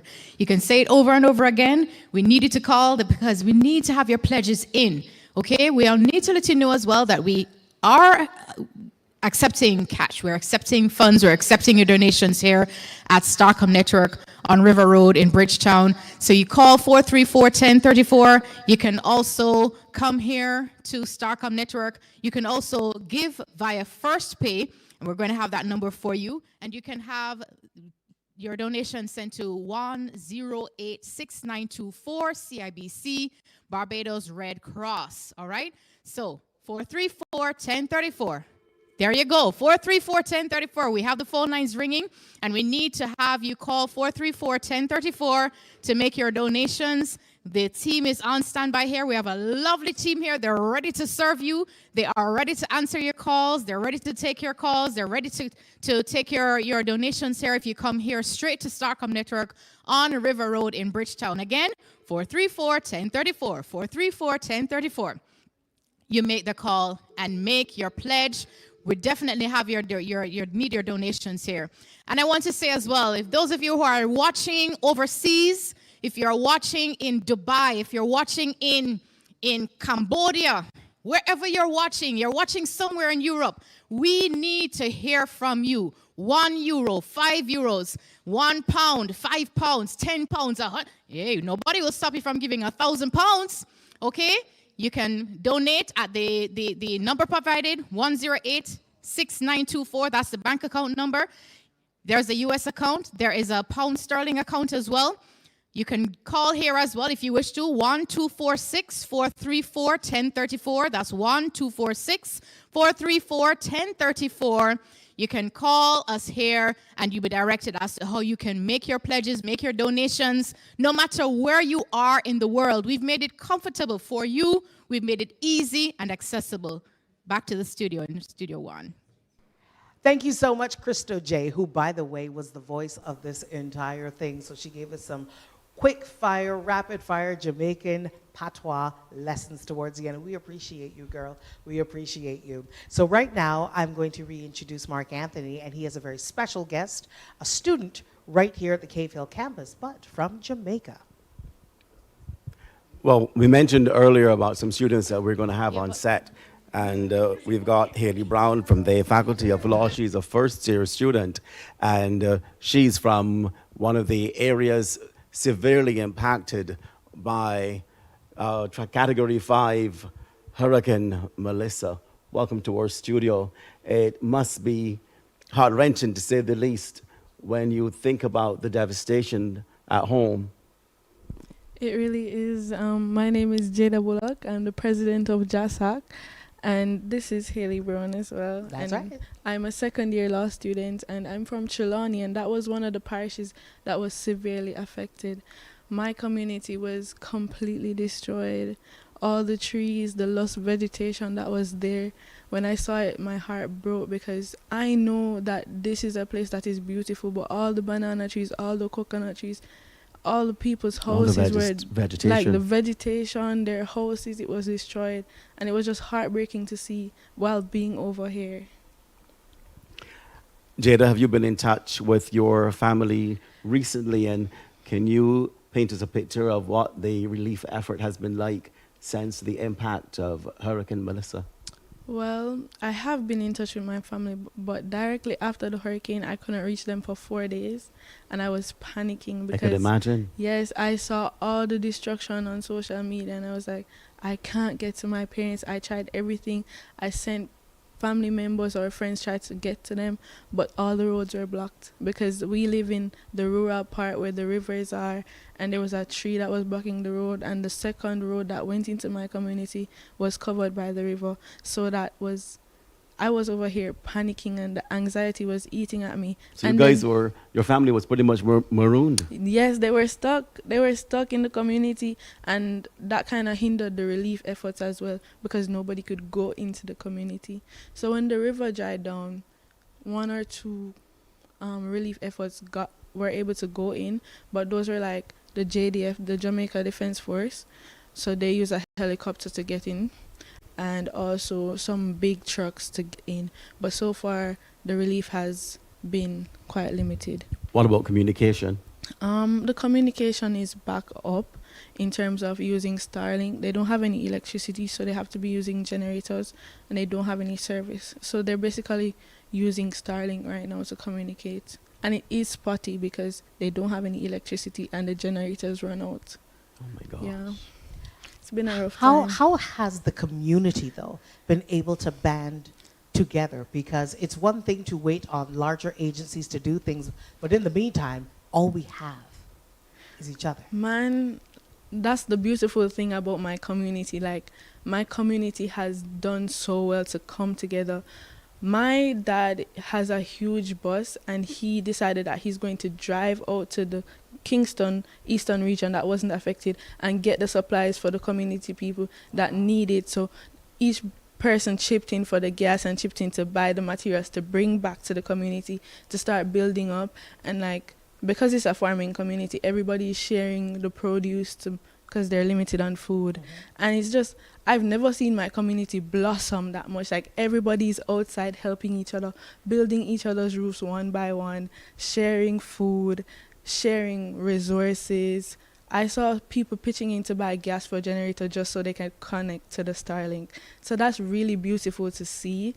And we see, like, I saw a video of people outside in the night because they don't have electricity. So they're outside playing dominoes with the candlelight. That was so fun to see. So the community has really blossomed, like the spirit of it all. But yeah. So Haley, now, which area of Jamaica are your people from? I'm also from Trelawney Yes. as well. Yes. Oh, so you've been outside playing dominoes and jibbing too? So it's another agricultural community. Yes. No, not quite. I'm not from the same area Not the as same Jada, area. but I keep it's forgetting still, how much bigger y'all are. Yes, it's quite big, you know. It's quite so big. I'm still from a rural area, and I wasn't able to reach my family for a while after, and I was very concerned because my mother, she's alone at the house, and I couldn't get to her for about a week after. But the impact wasn't as bad for my community. Okay. Yeah. Just like damage to property, damage to the roads. There's my neighbor, she has a road that in the last hurricane Beryl, it was completely washed away, and it was washed away again now with Melissa. And yeah, that was basically it. Just damage to the place, and you know, the community came together to help clear the roads and help cut down the trees that would have fallen in the roads and fallen into people's yards. Now, the two of y'all look way too young to remember anything about Gilbert except for what you were possibly told. Did that prepare you for this at all? No. Well, my mother, she would have lived through Gilbert, and the same thing for my father as well. So they would have been more prepared for it and a bit more emotionally ready, I suppose. But it was still very unexpected because Gilbert, when it got to Jamaica, it still wasn't as bad as Melissa was. And my mother literally said to me that even though she lived through Gilbert, this was so much worse than Gilbert ever was. What can you tell your counterparts here at the Cave Hill campus in terms of preparation, appreciation for community after having gone through the initial stages of what a Category 5 hurricane can do? Well, I would say it really has shown how much community means and how community can really help each other. Because the whole reason I was even able to contact my mother is because our neighbor allowed her to connect to their Starlink Wi-Fi. They pulled together for a generator as well. And my mother, she's been traveling back and forth Kingston to Trelawney because she works online. So she has to leave the parish so that she can get internet connection. And she's been traveling back and forth, and she's getting groceries in Kingston and carrying it back to our neighbors in Trelawney. While I love to see this community spirit, we wish them nothing but the best. We want them to be up, but we want them to keep this spirit, though, because I feel like this is a wonderful thing that has happened, even in the midst of tragedy, but we want to get rid of the tragedy first. It's the resilience of our people. Yes. It's really amazing to see, even though it is disheartening that we are facing this, the community spirit has kind of made me feel much better. I thank you, ladies, so much for being here today. We're going to meet some more of your counterparts a little later. But right now, we're going to turn our attention to Miss Alison Norville, who is awaiting us in the studio with some musical inspiration.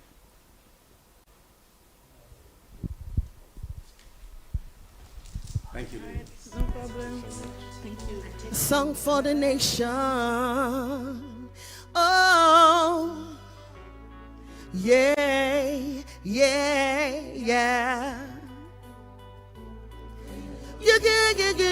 Yeah. Oh, hey, yeah. Listen, we're in this together. So let us love one another, yeah. United we stand. Let's join and parade for this country we treasure.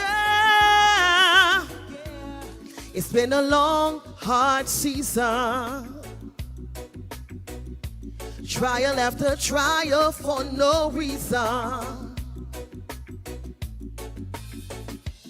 Working hard harder than before. Tempted to beg, still are worst. Putting food on the table is no joke. Father, please help us cope. Reach, my friend, reach out to him. Oh, through his promises we'll win. 'Cause we're in this together. So let us love one another. Oh. Listen, united we stand. Let's join and parade for this country we treasure. Yeah. Crime and violence, no solution. Make better choices, flee destruction. God will guide us, follow his way.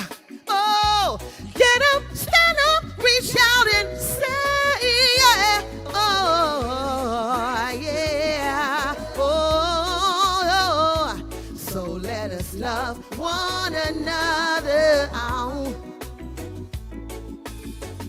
United we stand. Let's join and parade for this country we treasure.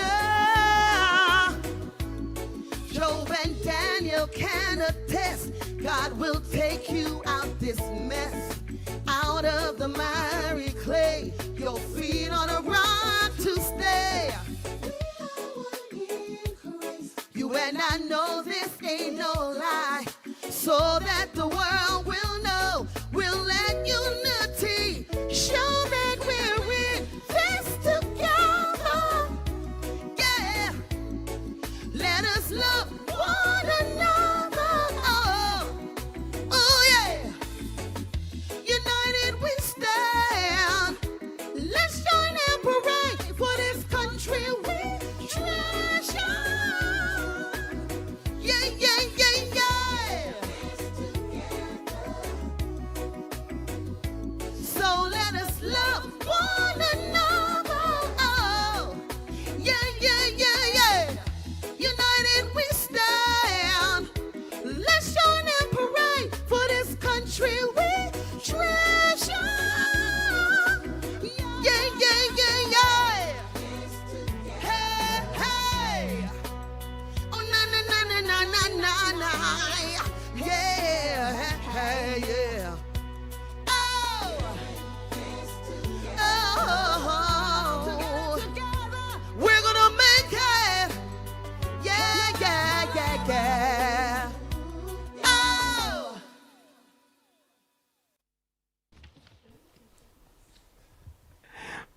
Gospel performer Alison Norval doing a number that I'm sure is quite familiar.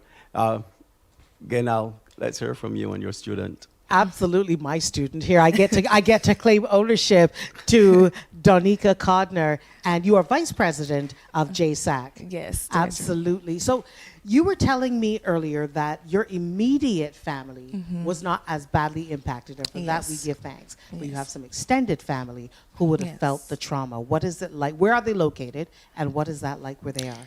They're actually located in the same parish my immediate family is. However, not a lot of St. Catherine felt the impacts of Hurricane Melissa. So I heard from my aunt last week in our family group that she lost her entire house in, I'm not sure which section of St. Catherine, but it's a certain parts of St. Catherine, maybe central St. Catherine. Right now, the family is trying to see how best we can assist her. I know she's currently staying with someone. Right here at the Cave Hill campus, do we have any kind of mobilization program, you know, for collecting items to get out through DEM or even SEDEMA to get to the most needed persons in Jamaica? Currently, JASAC and the Guild and Vibe Barbados are currently working together to get donations from, you know, Barbadians. We have barrels here at the Faculty of Law and also at the Guild where donations can be made. Yesterday we were at Rise Reggae and we were collecting donations. Many persons actually didn't remember to walk with anything, but they did pledge that they would stop by the school and donate to us. So that's also good. Fantastic. And yes, we did see those messages coming in from Sister Kalanji, right? Nothing like a good brethren to give a good message. Now, Mark, you have a young gentleman there Yes, who I'm we've sure got, would like to add perspective. Cameron Stone, who's a first-year law student. Now, let's go back to what's happening on the ground in Jamaica. Tell us a bit about your family background before the impact of Hurricane Melissa. What was your family background like in terms of what existed before the hurricane? So similar to Donica, I actually grew up in the parish of St. Andrew, which was the more modernized and urbanized section of the country.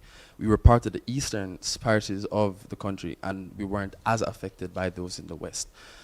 Unfortunately, my members that were in the west, specifically in the parish of St. James, they're farmers. I have uncles and aunts in the rural areas who depend on agriculture to sustain themselves. And the damage that Melissa has caused has wiped out their crops. They are struggling to find things to eat. They're struggling to keep their jobs because of the wiping out of their crops. But we, as our family, my father actually is taking initiative by driving from Kingston and St. Andrew to go over to them and provide them with the necessary food to help them survive. What about communication? The restarting of school, things like that. What can you share? What can you share with us? So relating to school, the impacts of the hurricane has unfortunately led to schools being pushed back. Students were away from school for about a week or so. When it comes to communication, some people didn't have generators, including my family. It took me 4 days to speak to them again because the Wi-Fi was no longer available. For my family members in St. James, they still cannot be communicated with because Wi-Fi isn't as prominent as it would be in the urbanized areas. So I'm hoping for the best and hoping to hear more from them that they're perfectly fine. And of course, if you want to make another appeal for the drive that exists right here at UE Cave Hill, because how many thousands of students do we have passing through on a day-to-day basis, right? Right. I would really love the support. I mean, Jamaica would really love the support. And also, monetary contributions are greatly appreciated because then persons can use that money towards building back, you know, investing, building up their businesses. Also because, you know, food and the clothes are very important. It's one of our basic needs.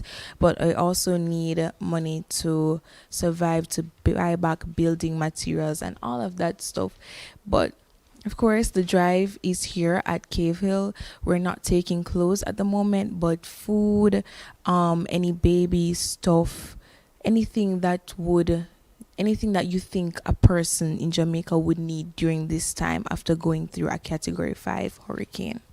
It's almost unthinkable, but we are definitely taking the guidance and the direction from the people of Jamaica. What you need, ask for, and we will do our utmost to provide here in Barbados, and I'm sure further afield as we continue to make appeals for those who can afford to pay in U.S. currency, those who can afford to pay in pounds sterling through CIBC.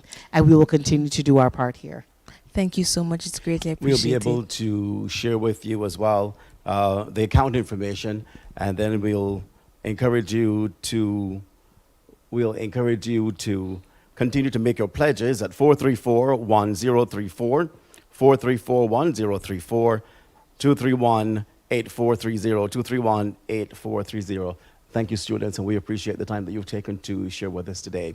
Absolutely. We continue now with some spoken word. Cindy Silas.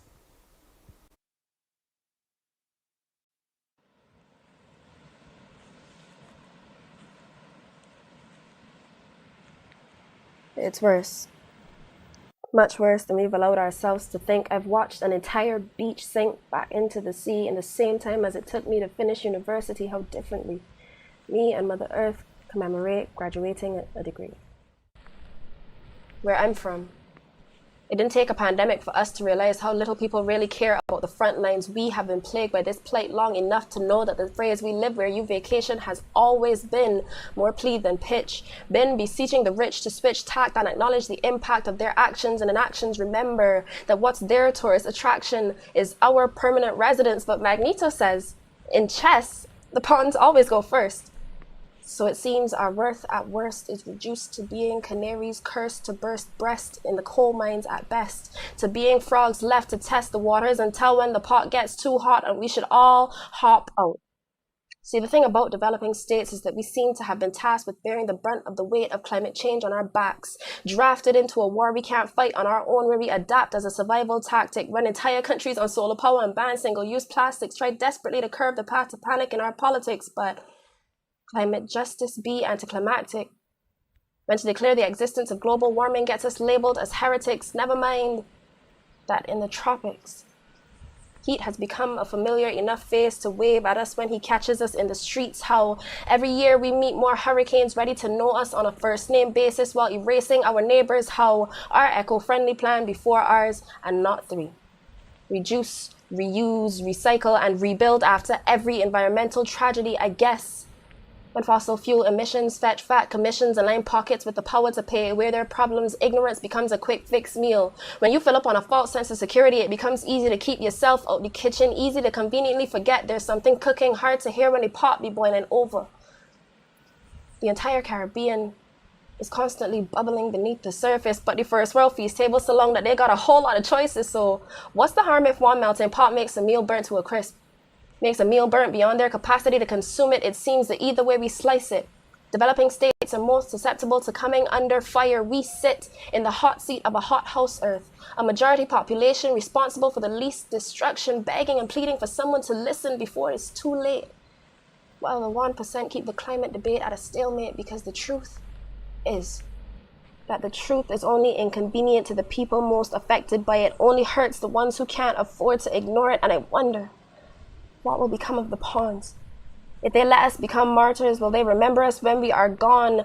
2 degrees of separation don't ever seem like much until the two sides of the spectrum are life and death. When our fears fall on deaf ears, are we just wasting our breaths? Will it take the ocean becoming a mausoleum of people and nations sacrificed to extinction before the rest of the world acknowledges the problem?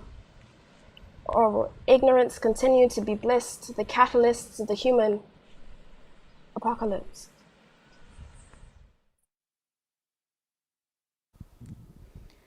Cindy Celeste, another one of our thought leaders, and of course, definitely one with a voice that will be resonating for quite some time in Barbados. But right now, we want to introduce you to Dr. Henderson Carter, Dean, Faculty of Humanities and Education here at the UWI Cave Hill campus.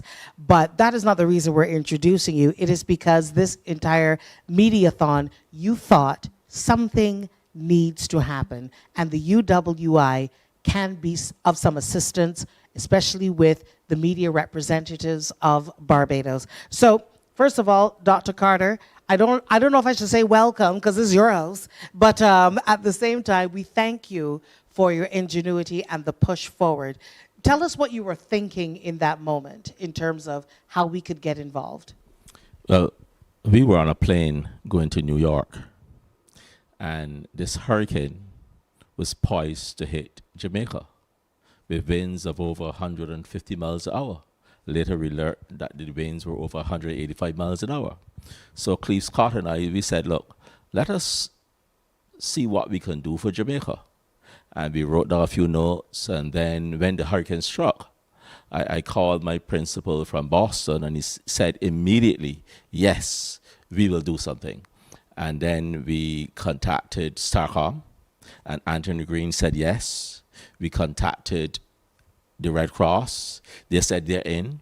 And then CBC came on board as well, and the other radio stations and the nation came on board. And hence we have One Love Jamaica Mediathon.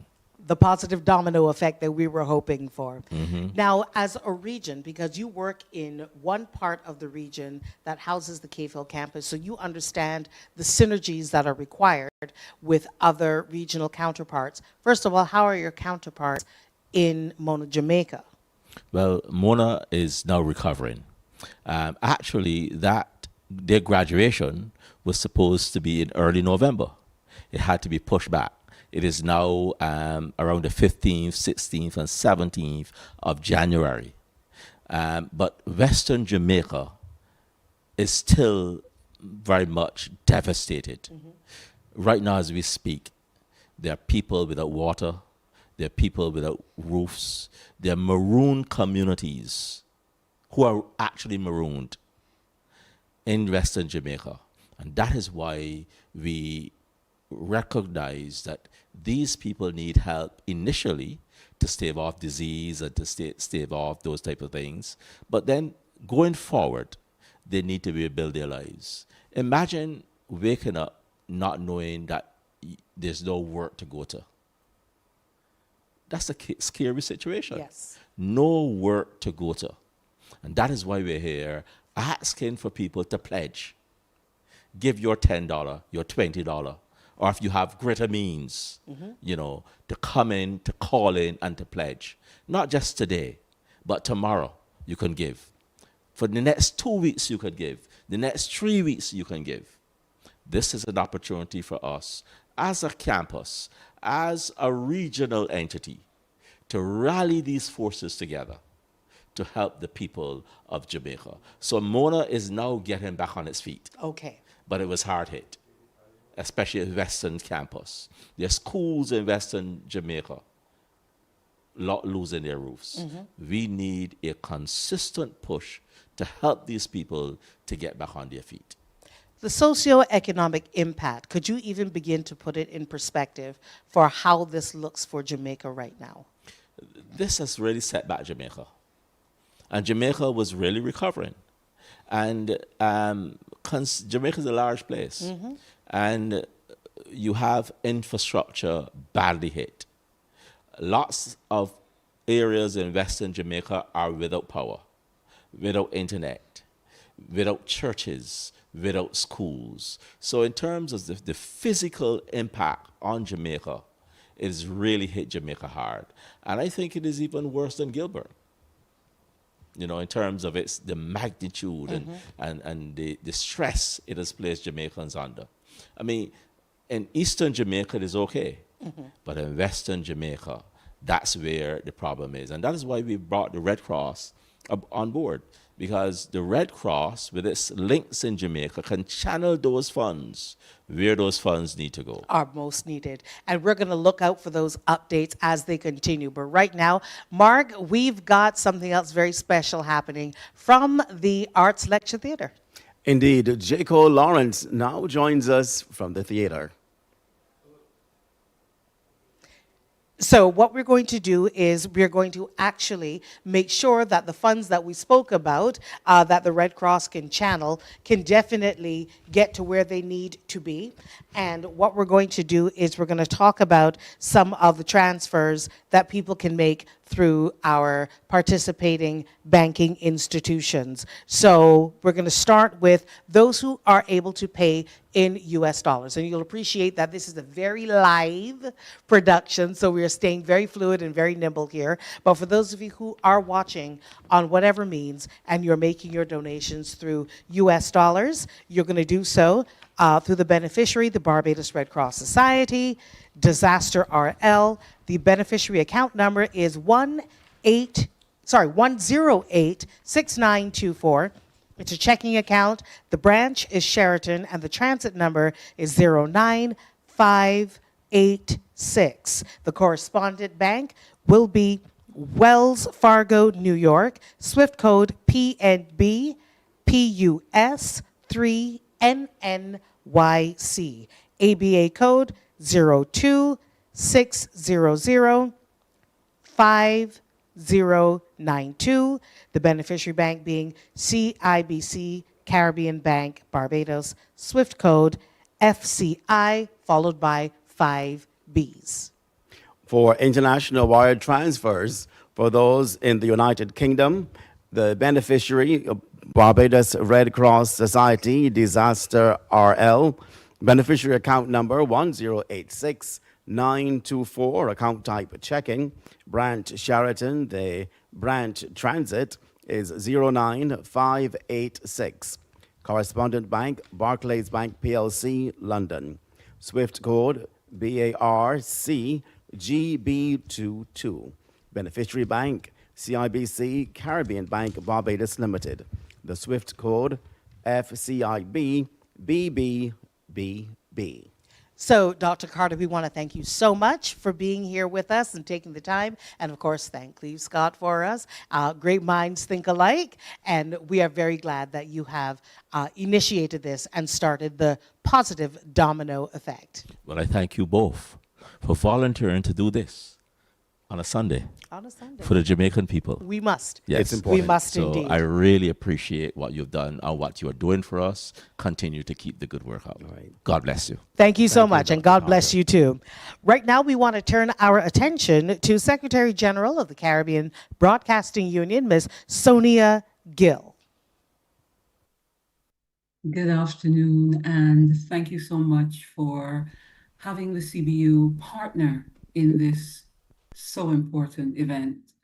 I'm really happy that CBU could be a part of this, and let me bring greetings from the CBU member media services that are transmitting this from the West, Belize, Greater Belize Media, all the way across to the East, to NBC, St. Vincent and the Grenadines, and to Grenada Broadcasting Network in Grenada. The Caribbean media is part of this effort. We understand how important our sector is when it comes to disaster risk reduction and to the relief and recovery efforts. So being a part of today's initiative is really important, really critical to us. We also appreciate that while the media does its work of reporting and covering what has happened, it itself is part of the victims of Melissa. The transmission equipment for some of our members in Jamaica has been very badly hit. And we also recognize that many of the media professionals, engineering, production, content creation, they themselves, many of them, have been directly affected by this event. So for us, this is truly important. And it's important for me personally. I happen to be part Jamaican.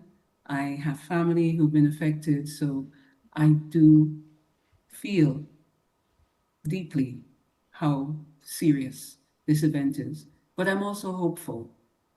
Speaking here to hundreds of thousands of Barbadians, to the dozens, the scores of volunteers who have agreed to be a part of this, I know that there is the right kind of spirit, both here in the Caribbean generally and in Jamaica specifically, to learn the lessons, to take the action, and to recover. But we need the help. We need the support. We need Barbadians and other Caribbean people to, as said in the promo for today's event, put one cocoa in basket so that we can together contribute to Jamaica's healing. It's interesting that some of the countries, some of the media who are participating in this themselves know the horrendous effect of catastrophic storms. St. Vincent and the Grenadines, just last year, Beryl devastated the Grenadine Islands. And Grenada, we all remember 2004, what Ivan did, set the country back. Jamaica's experiencing similar effects, while the most devastating physical effects were in the west of the country.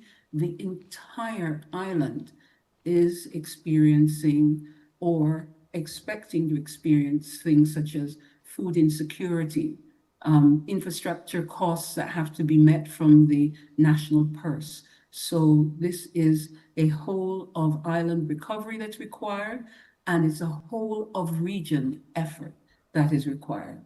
So again, the CBU through its work in capacity building, through its work in supporting media teams in partnership with SEDIMA to be there on the ground quickly, to start bringing the coverage to the rest of us in the region, as well as partnering with international entities such as Eutelsat, which free of cost offered satellite space for transmissions to be restarted in the affected countries. We understand how important this is, and we are honored to be a part of this effort in partnership with the people of Barbados, in partnership with the people of the region, to make sure that we see our sister country recover. Sonia, before you go, what I want to know is, in terms of capacity building, especially for our media partners in Jamaica, because you have to be the storyteller while you yourself are also a part of this story. What special support systems have been put in place for them so that they continue to get the help that they need while they continue to be the conduit of information from Jamaica to the wider world? Well, I'm very glad you've asked about that. This is not only a response effort. We have recognized for nearly a decade that the time such as this is going to come. So what we have been engaged in for years now is the kind of building of support mechanisms, networks, through the UN Office for Disaster Risk Reduction, through UNESCO, for our media professionals to be able to be resilient in these circumstances. Right now, with the support of UNESCO, there's a very important effort taking place to address the misinformation and disinformation that comes up in situations such as these. So there actually is work taking place with the support of UNESCO and the Caribbean School of Media and Communication to be able to address that. And of course, to give the legacy media the space to be able to dispel the misinformation and disinformation. Another critical effort that took place was just in the same way that immediately after an event like this, you go in and check health infrastructure and educational infrastructure. UNESCO is leading an effort to do media and communications sector assessment to determine what is needed to get it back on its feet again. And that is groundbreaking work being done in the Caribbean, and Jamaica, sadly, is the pilot for this, but we do expect the lessons out of that to be very helpful all around. And then, as I said, we're also working with international partners to make sure that technical assistance that's needed to ensure that transmission can keep happening is also taking place. And again, that's free of cost. And there's even support being given to community media, again, with the support of UNESCO, to determine what are their needs and then help them get back on their feet, because we know that relief and recovery begins at the family level, the community level, and then spreads across the country. Thank you so much, Sonia, and we continue to applaud your efforts and support you in any way that we can. Indeed, and we now go over to the Cynthia Wilson Arts Lecture Theatre for a performance by Alex Cage.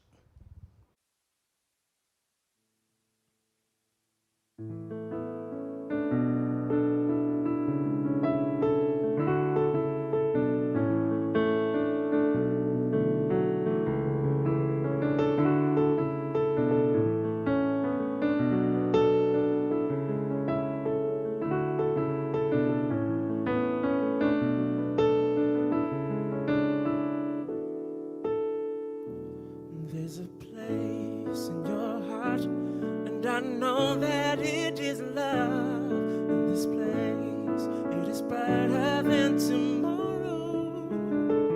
And if you really try, you find there's no need to cry.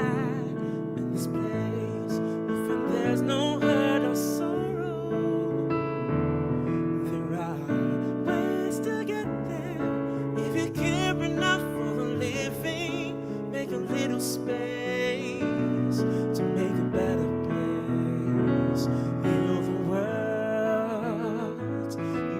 it a better place for you and for me and the entire human race. There are people dying. If you care enough for the living, make a better place for you and for me.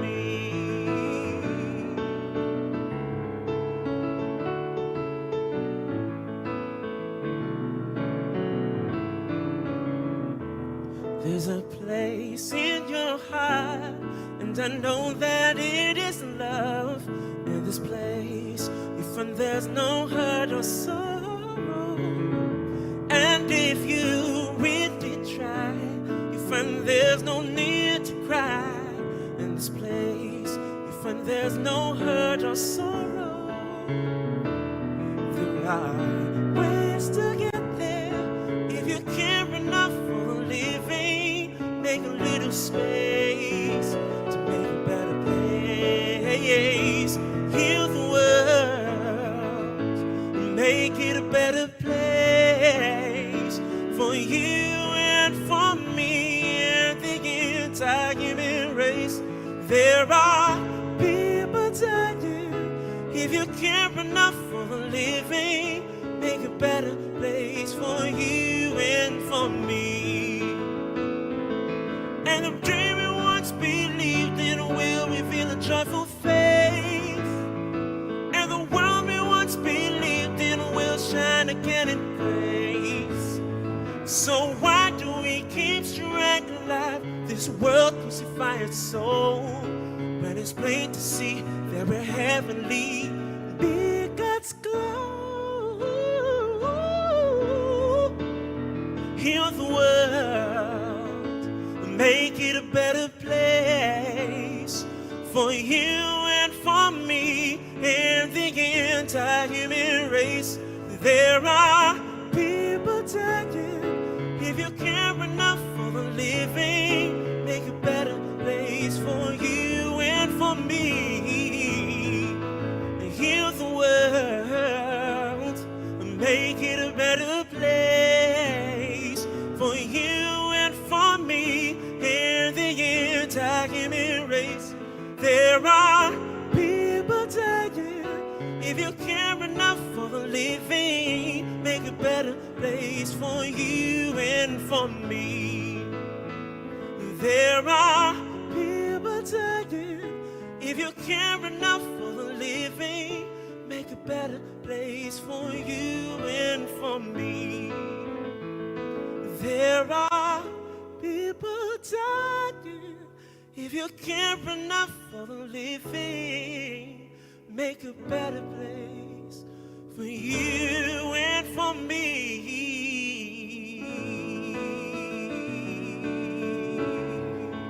For you and for me. For you and for me. For you and for me.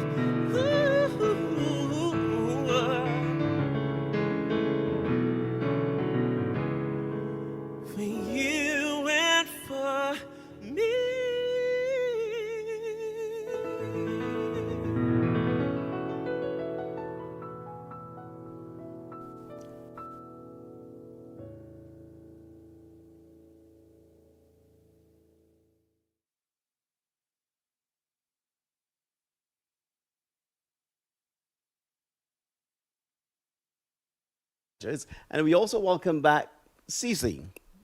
Yes, thank you so much, Mark. Alex Cage, and now you'll be seeing overall, so far, we've had a lot of entertainers come in, they're showing their support, they're really using their talent to kind of broadcast that, we are here supporting our brothers and sisters in Jamaica.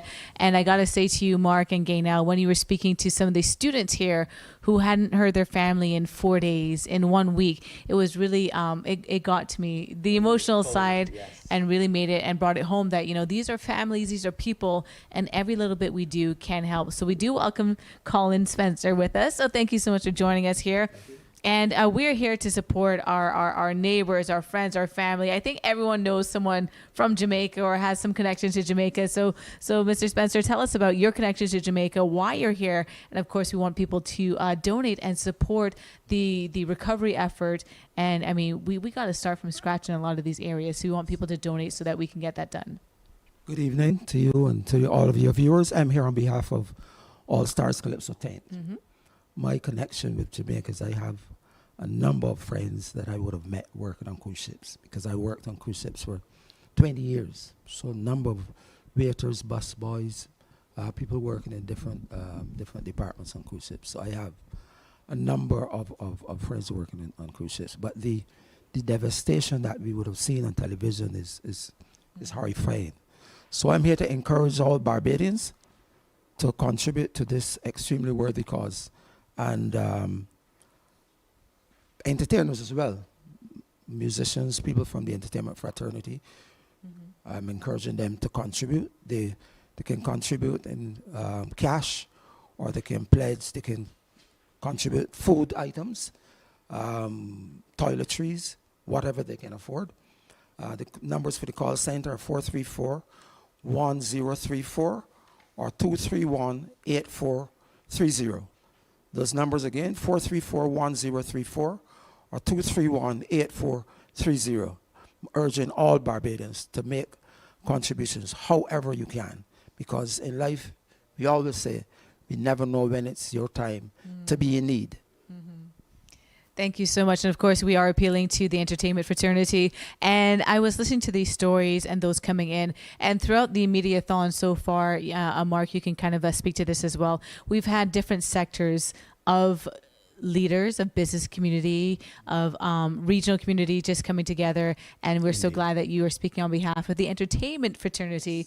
Because as the we All know, Stars Calypso the Tent. All Stars Calypso and we Tent. know they're managed by Eleanor Rice. Yeah, of course. So she's representing this afternoon. She's got Colin Spencer here, and he's reaching out to members of the entertainment fraternity specifically, and all Barbados, and even beyond, because you know there is no point where it's just us. No. Social media makes all of us very much interconnected. So performers literally across the world, we're appealing to you to support this very worthy cause.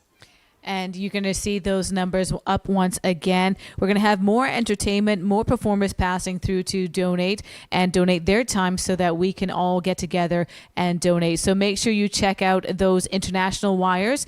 We do have the pound sterling as well as the US dollar. And locally, we're appealing right here to Barbadians that the account, of course, the Barbados Red Cross Society Disaster RL, CIBC First Caribbean International Bank, that account number, as you're going to come very familiar with, and I like that Krista J gave the call number as a song. I can't sing. I don't have the rhythm quite like Krista J, but it is 1086924. 1086924. The account number. It's going to be a checking account, Sheraton, the branch transit 09586, and making it easy for all of you who have first pay. You can do first pay, and that number to first pay your donation, your contribution, your help is 1246-233-4447.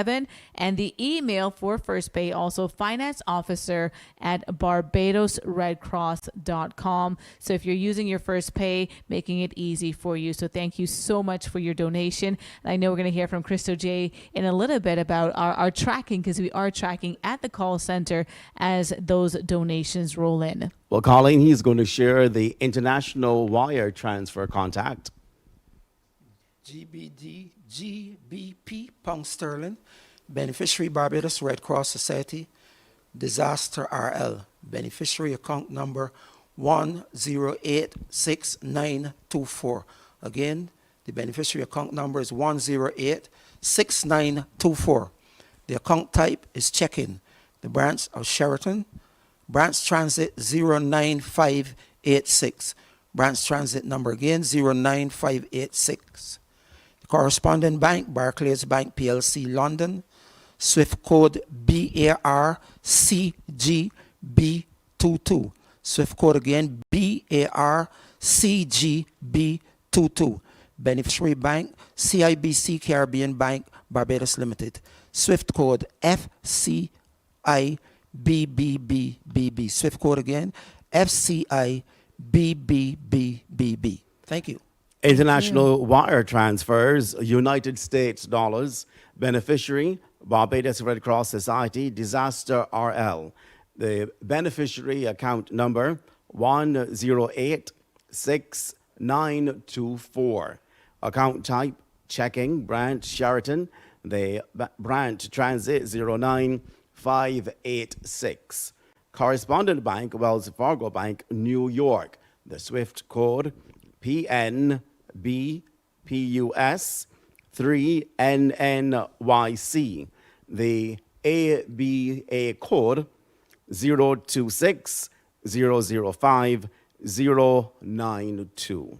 The beneficiary bank, CIBC Caribbean Bank, Barbados. SWIFT code FCIBBBBB.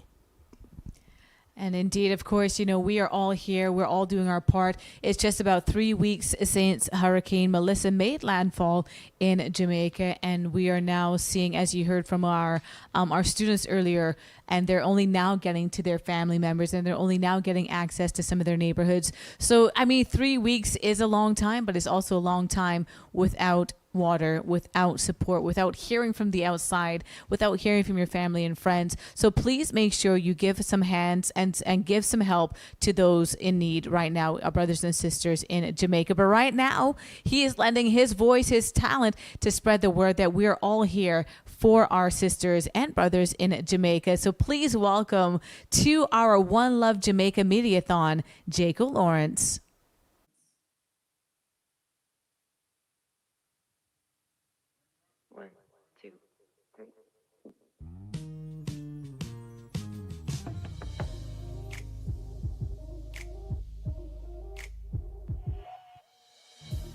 You look past my mistakes, all my flaws, and all my problems.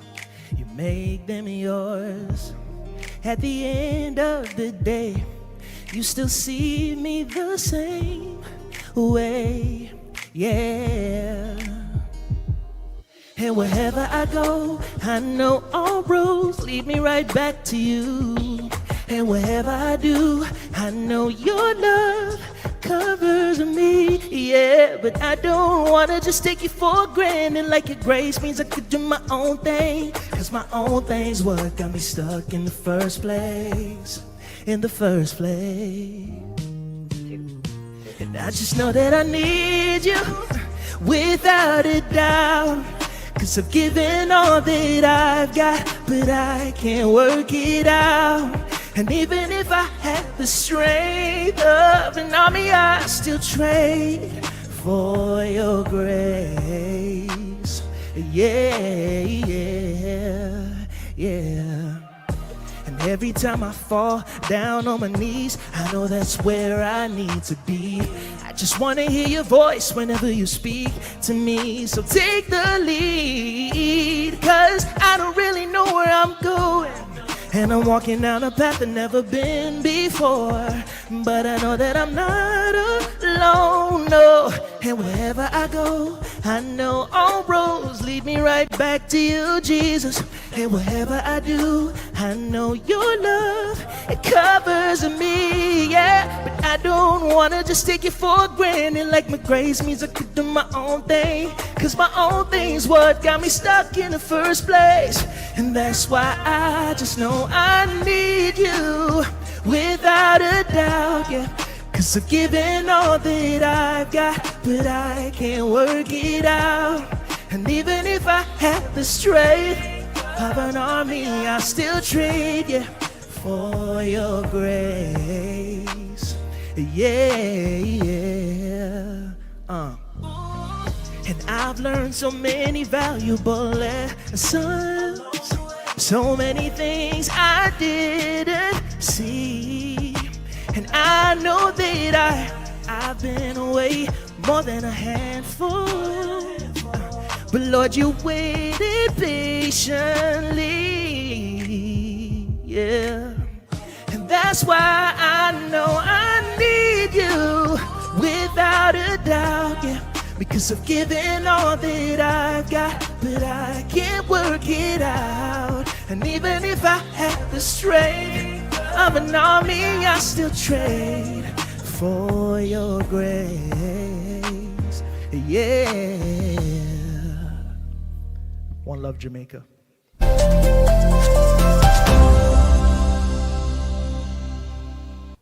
The One Love Jamaica, J. Cole sharing his talent, his voice, and his message with all of us so that we can support our brothers and sisters in Jamaica. So I know at home we use First Pay. You want to know that First Pay number? Once again, I'm going to make it easy for you. So if you do use First Pay, you can donate right now. Don't have to wait for anything. And that number for First Pay to support the Barbados Red Cross Society and their Hurricane Melissa relief efforts in Jamaica, that number is 1246. So 1246-233-4447. So 1246-233-4447. And the email address, you can enter either the phone number I just mentioned or this email address, financeofficer@barbadosredcross.com, making it easy for us here locally in Barbados to donate and make a difference right now with your First Pay. So at this time, though, you know, we're hearing from stakeholders, we're hearing from various members who are supporting the relief efforts. We've heard from some students here at EUWI in Cave Hill, some students who are from Jamaica and how they have been affected personally and how we're working from here at EUWI to show support and give back. So we have another guest, and I'm going to let Mark introduce our guest because you guys are so color coordinated and matched. It's lovely. Joining us in the studio is Dr. Tonya Haynes. She is head, Institute for Gender and Development Studies, Nita Barrow Unit at the UWI Cave Hill campus. Welcome, and it's good of you to join us. Please tell us what association and where you can now assist in this department with the recovery effort in Jamaica. Yeah, thank you so much. Thank you so much for having me. The Institute for Gender and Development Studies is a regional institute, much like the university is a regional university. So we do have units at the Mona campus, and we know our colleagues at the Mona unit have been mobilizing tremendously, have been on the ground. They also teach at the Western campus. And we heard that has been really devastated. Yes, so the needs for our students are indeed great, and so I'm here in solidarity and support. As a research unit, we're also launching a research project that looks at those intersections between climate and care, and we're doing that with colleagues from a grassroots climate justice organization called Girls Care. And when I checked in with my colleague Aisha Constable, who's on the ground, mobilizing, recovering, working with communities, she said to me, Tanya, as bad as you can imagine that it is, like, multiply that by 1,000, right? So this is the least that we can do for solidarity across the region.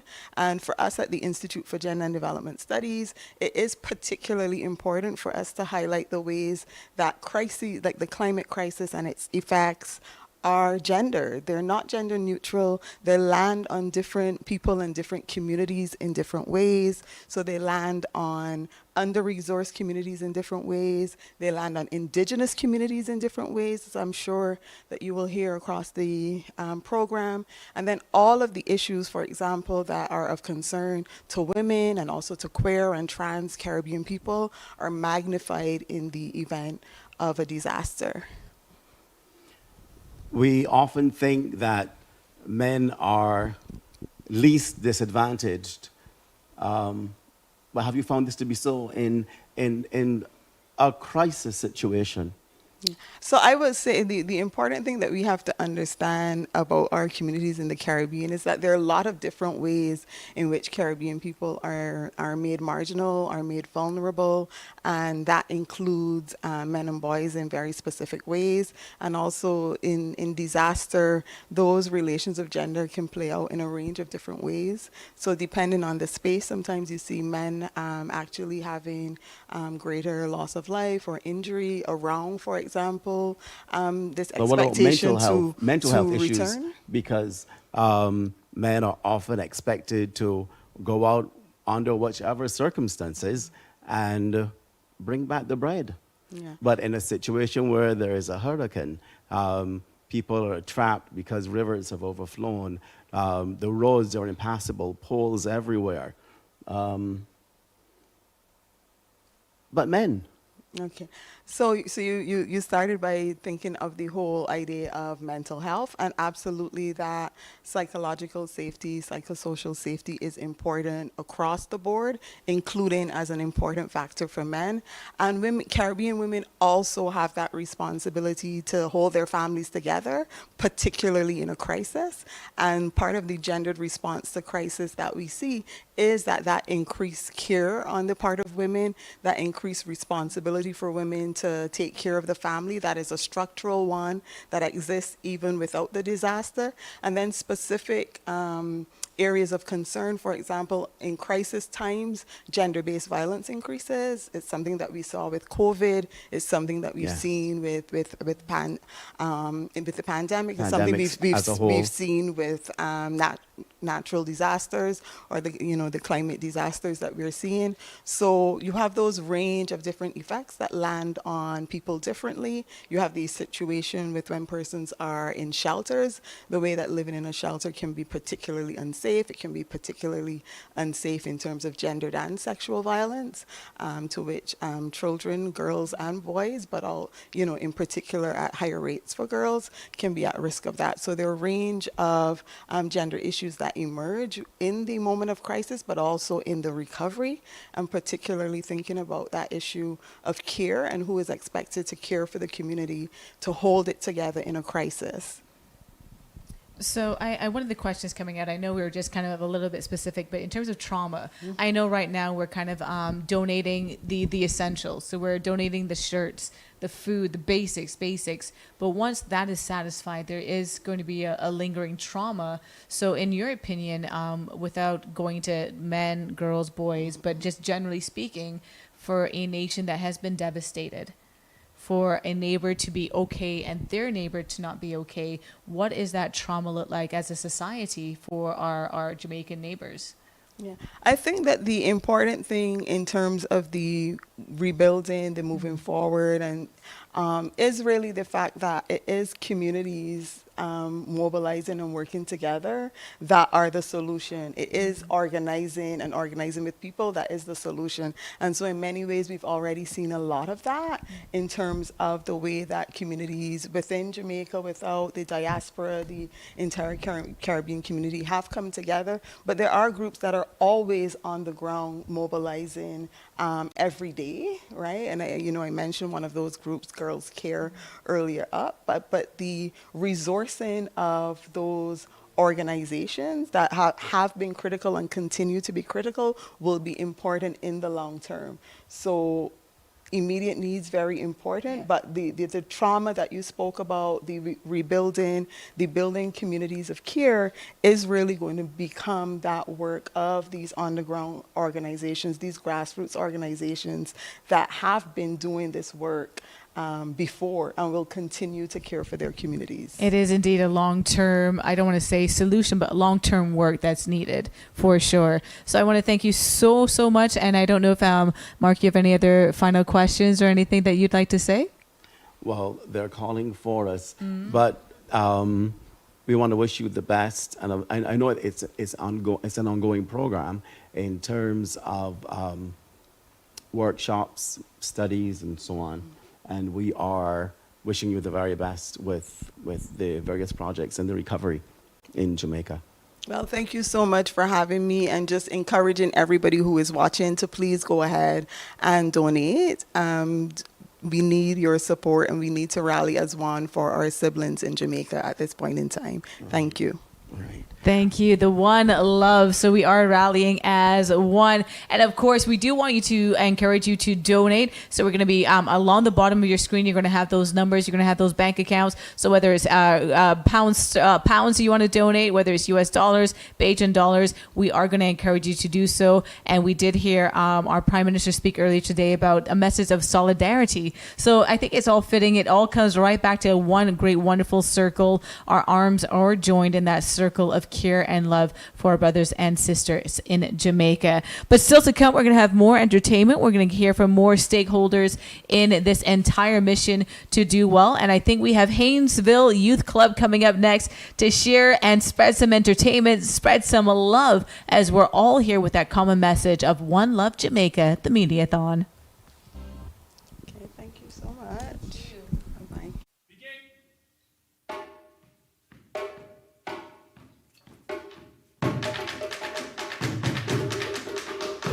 Yingy mama gimme yingy, oh yingy mama gimme yingy. Why? Yingy mama gimme yingy. Yingy mama gimme yingy, oh yingy mama gimme yingy. Why? Yingy mama gimme yingy. Tito,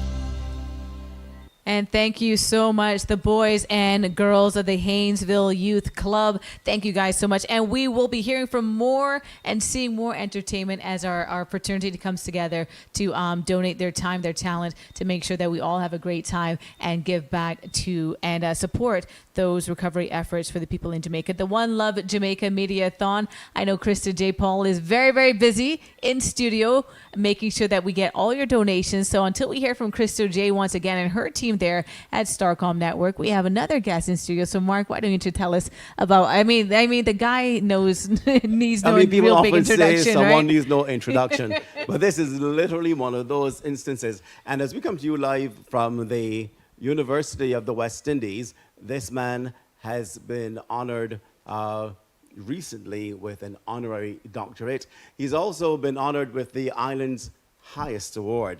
And this afternoon, we're pleased to have none other than Stetson Red Plastic Bag Wiltshire, a member of our entertainment fraternity. Welcome, sir. Good evening. Really happy to be here this evening to lend support to the efforts to help my brothers and sisters in Jamaica. I have received so much love from the people in Jamaica over the years that I felt compelled to make my way here this evening to contribute to this effort. I remember when I did the song Raga Raga way back in '93, and my friend Byron Lee, the late great Dragon, invited me to come to Jamaica. I was a little concerned, and he said, "Come, the people in Jamaica love you." And when I got to Jamaica, the support was overwhelming, and that song went on to win a Jamie Award for the most popular song in Jamaica at the time. And ever since then, I've been touring Jamaica. One of the things that struck me is when I saw the videos of Black River in St. Elizabeth.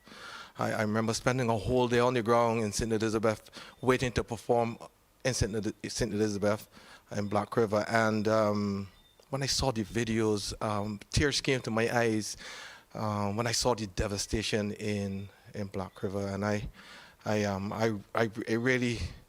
it really tore at my heartstring, as the old people say, and I really wanted to come and say to the people of the Caribbean and those in the diaspora that I need you to contribute to this effort and help our people in Jamaica. For sure. And speaking about your own experience, sometimes as an entertainer, we get to go to different parts of the world. We get to do different things. And in terms of your time in Jamaica, I know we have history making music coming out of that experience. But what did you develop and the lifelong friendships? And have you heard from your friends that are in some of these affected areas over the years? Yes, well, I've always been quite close to the Fab Five, people like Frankie Campbell and the band members from that band who would have backed me throughout the Bahamas up to Jamaica. I did 10 shows in 12 days in Jamaica, being backed by Fab Five back in the day. So I've been trying to reach Frankie. I didn't, but from all reports, everything is going okay in Jamaica for them. But lots of work being done in terms of helping the people on the ground there. You would have heard that infrastructure, schools, hospitals, and homes have been devastated by this Category 5 hurricane. Once again, we want you to appeal perhaps to the entertainment fraternity to continue to pledge their support and, where possible, to make donations towards this important cause.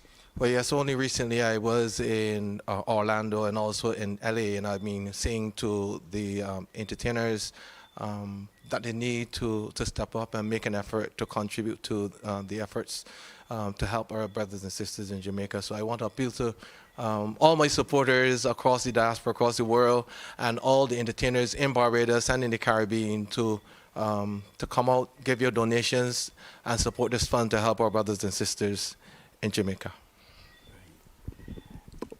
And you can share with us the call center numbers so that you can encourage people to continue to pledge via this medium, as this is the numbers of the call center. Yes, you can call 434-1034 or 231-8430 and make your contributions. The numbers again? And the numbers are 434-1034 or 231-8430. Okay, thank you so much. And just as a minute before we wrap up and we go back to Crystal J, because we want to get those numbers in. We here in Barbados, we have been so lucky, as you know, we always say, and it's just a matter of one small thing making a change in the atmosphere. We're talking about climate change. We're talking about all these other things, these natural disasters that seem to be getting more and more dangerous as time goes on with climate change. What is something that we here in Barbados, and I know we're seeing it over there, we're seeing it in other places, and what in terms of Barbadians do you want us to know in terms of being prepared? And I think it's very important that we pay attention to what the experts are saying with regards to preparation.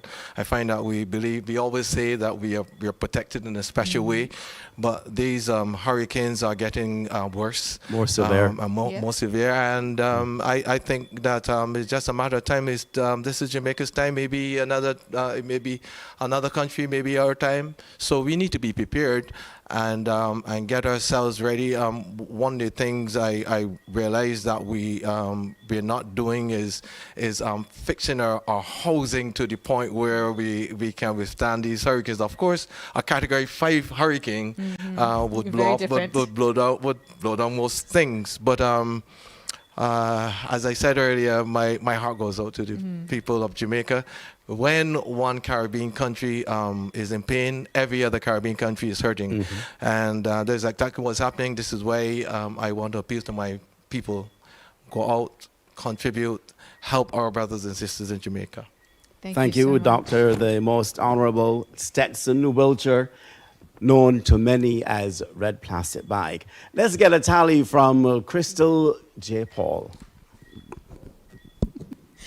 Hello, hello, hello. Yes, good evening. You are live right here at the One Love Jamaica Mediathon. We're here at the call center at Starcom Network. And listen, we need you to call and make your donations. 434-1034, 434-1034. The WhatsApp number is 231-8430. That's 231-8430. First pay, you have the opportunity. We have not forgotten you. You know how easy it is to send money on first pay. The number is 233-4447. And the email address, financeofficer@barbadosredcross.com. Now listen, I have a tally for you. Yes, the phone numbers are going. You see, once we give that phone number, we have the calls coming in. Now, I'm about to give you a whopping tally. And it's growing, but we need it to grow even more. The tally so far is, drumroll please, $9,035. $9,035. So we need you to call in. And we know, listen, we know you can do even better. Can we make it to 20,000 before the end of the night?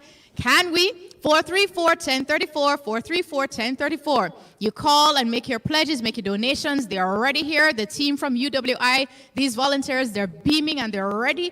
They're excited to hear from you. 434-1034. Again, WhatsApp 231-8430. First pay 233-448-4447. That's 233-4447. Finance officer at barbadosredcross.com. And I want to make an appeal to the diaspora. You are watching this right now. I know there's some of you, even in Jamaica, watching this right now. Thank you so much for joining us. Wherever you are around the world, you can make a difference. You can contribute to give diapers to a baby in need, to a single mother whose house needs to be repaired or rebuilt, to the family who is hungry. Listen, 434-1034, you make the call right now to get your donations in. Now, we know that the team here from UWI, they're not here alone. There's some bright young people here. The future is bright indeed. And they're here with a lecturer at UWI, Kville campus, a fellow Jamaican woman. Come in. Andrea Richards, good evening to you, Andrea. Thank you so much for being here. How are you? I'm fine. All right, now tell us what is happening here. You have the team here at UWI. I'm sure from UWI, I know it would have not been a difficult task getting people together, especially for this cause. So persons were happy to volunteer their services to come here on a Sunday. We're very, very happy to have you here. We have a good mixture of students, not only Jamaicans, we have from other islands as well. They're here in solidarity with Jamaica and ready to support and to take those pledges today. All right. And at the end of the night, what is it that you want them to even have learned being here? Well, I think the most important thing is that, we're all in this together. We're big island, ocean states, and that, we're in this together. What happens to one island happens to the next. And you can see there are students here at Caveville who are from Jamaica. We have students all over the region. So we want them to understand that we're all in this together, even when it just impacts one island physically. Absolutely, absolutely. So thank you very much, Andrea, for being here. All right. Thank you very much.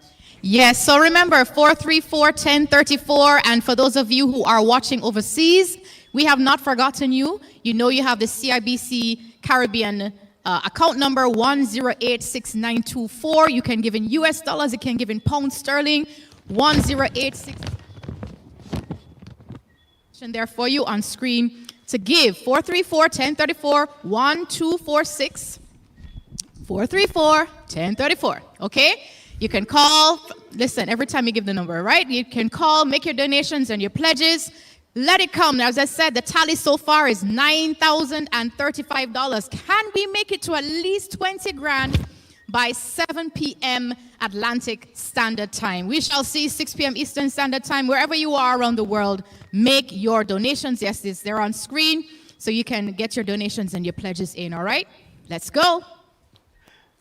Thank you so much, Krista J. Yes, indeed. So I think we can do it. She kind of put that challenge out that we can make it to 20,000 by the time our closing credits. Yeah. Come on, let's continue to pledge and to make those donations. Don't forget, it's very convenient. We've got the first pay number available. Mm-hmm. Yep, you can first pay 1246-233-4447. That's 233-4447 for first pay. And if you're using an email address also for first pay, it's simply the finance officer at barbadosredcross.com. So first pay options there for you, and it's up on screen, and you have all the other ways. If you're donating from over and away, as we like to say, you have a chance and an opportunity to help out and help a brother and sister in Jamaica. As we heard, we have needs for everything from infant needs. So we're talking diapers, clothing, formula, food goods, essential clothing for male and females, teenagers, young people, and then of course we get into the shelter, the blankets, the beddings, tarpaulin, food, water, generators, electricity, connection to the outside world. So we want to make sure that every single donation that you make is helping someone in a very real and direct way that they need right now. You can reach out to the call center, 434-1034, 434-1034, 231-8430. 231-8430. I think we've got some more entertainment standing by. I was speaking to her, and she went right here, UWI in Cave Hill. But she said that she was an honorary Jamaican Student Association member because she was always there. She has some great friends in Jamaica, so it was no big deal to ask her to perform here today to raise some funds and raise awareness. So please welcome Rhea Lane once again, the One Love Jamaica Mediathon right here.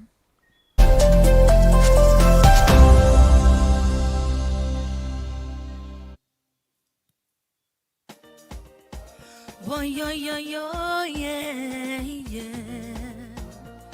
Hey, hey, boy, yo, yo, yo, yeah, yeah. As soon as I rise, head to the sky, thank the Father that I'm still alive. Oh yeah, can't take that for granted. So many tried but could not survive, succumb under the pressures of their lives. Oh Lord, man, I understand it. But every day that you open your eyes is a chance to start over. Taking it one step at a time, one foot behind the other. Never mind that sometimes you might lose your drive, you got to get over. Keep your head in the fight with all of your might to rebuild Jamaica. So let me see your hands up. Put something in your cup. Point your fingers up to the heavens up. I wanna see your hands up. Put something in your cup. Point your fingers up. Hey, we're gonna rebuild. This is we testimony. Yeah. This is we testimony. Yeah. Soca is we therapy. Yeah. This is we testimony.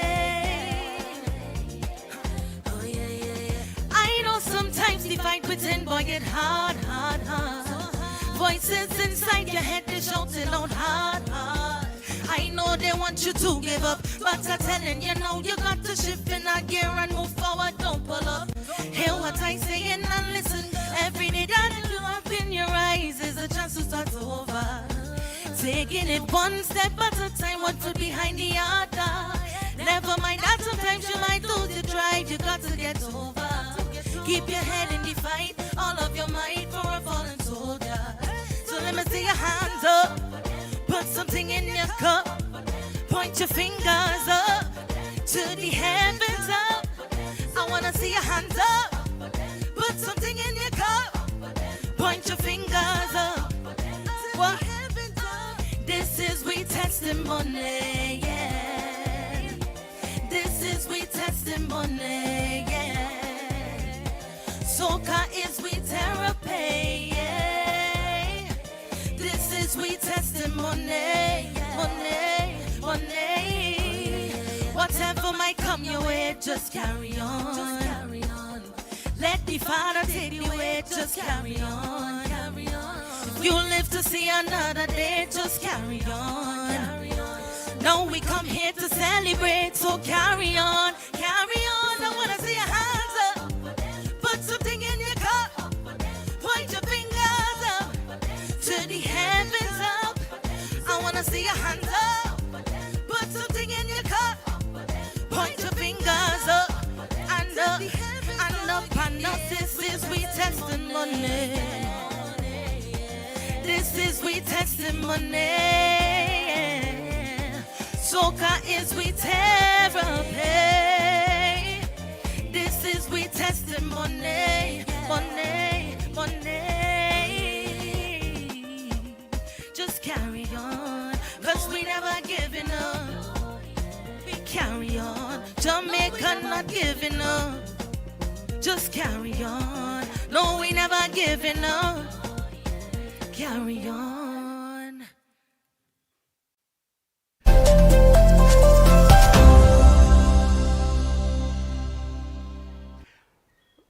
Realine, put your hands up. Put your hands up if you're going to support this One Love Jamaica Mediathon. We've got just about an hour and a half to go, and we are relying on you to support this worthy cause. Of course we are, and we want to make sure that wherever you are, however you're tuned in, because it is a mediathon, which means that we have the stations, we've got news stations, we've got newspaper, radio stations, and television stations all coming together here in Barbados, so that wherever you are, however you tune in, however you consume your media, this message is getting to you right now. So right now, you can make a donation. If you are in Barbados and using some local banking, you can the account name. Once again, this is across the board, the Barbados Red Cross Society Disaster RL, CIBC First Caribbean International Bank. And that account number that we are making that donation to, 1086924. It is a checking account at the branch of Sheraton, and that transit number 0958609. 586. But all of you with First Pay, we've got options for you. So you can first pay to the telephone number, your donation right now to the Hurricane Melissa relief efforts for our friends, neighbors in Jamaica. That First Pay number 1-246-233-4447. That's 246-233-4447. Or via email, First Pay once again, via email, financeofficer@barbadosredcross.com. We've got more ways, international ways for you to donate and make your contribution count as well, right, Mark? That's correct. International wire transfers, pound sterling, beneficiary Barbados Red Cross Society Disaster RL. Beneficiary account number 1086924. Beneficiary account number 108924. It's a checking account, and the branch is Sheraton. The branch transit 09586. Correspondent bank, Barclays Bank PLC, London. Swift code BARCGB22. Beneficiary bank, CIBC Caribbean Barbados Limited. Swift code CFCIB BBBB. Lots of information there, but it's on the screen for you. So if you are in the kitchen, you can't look at the screen. That's why we're reading it out for you as well. So once again, we do know the beneficiary is the same, the Barbados Red Cross Society Disaster RL. The account number 1086924. It is a checking account. Branch is Sheraton, and that branch number is 09586. And for our U.S. friends and neighbors, if you're donating in USD, your correspondent bank is Wells Fargo Bank in New York. That SWIFT code is going to be on your screen as well. PNBPUS3NNYC. That ABA code is 026005092. And the beneficiary bank, once again, is CIBC Caribbean Bank Barbados. And that SWIFT code sounds familiar. FCIB BBBB. Krista J. Paul, she's at the call center, and you can reach the call center at 434-1034. That's 434-1034 or 231-8430. 231-8430. Now, CC, you were watching on monitor when we had the students in from here on campus who reside in Jamaica, and you spoke about how emotional it made you feel just hearing them talk about being unable to reach their families for 4 days, sometimes as long as a week.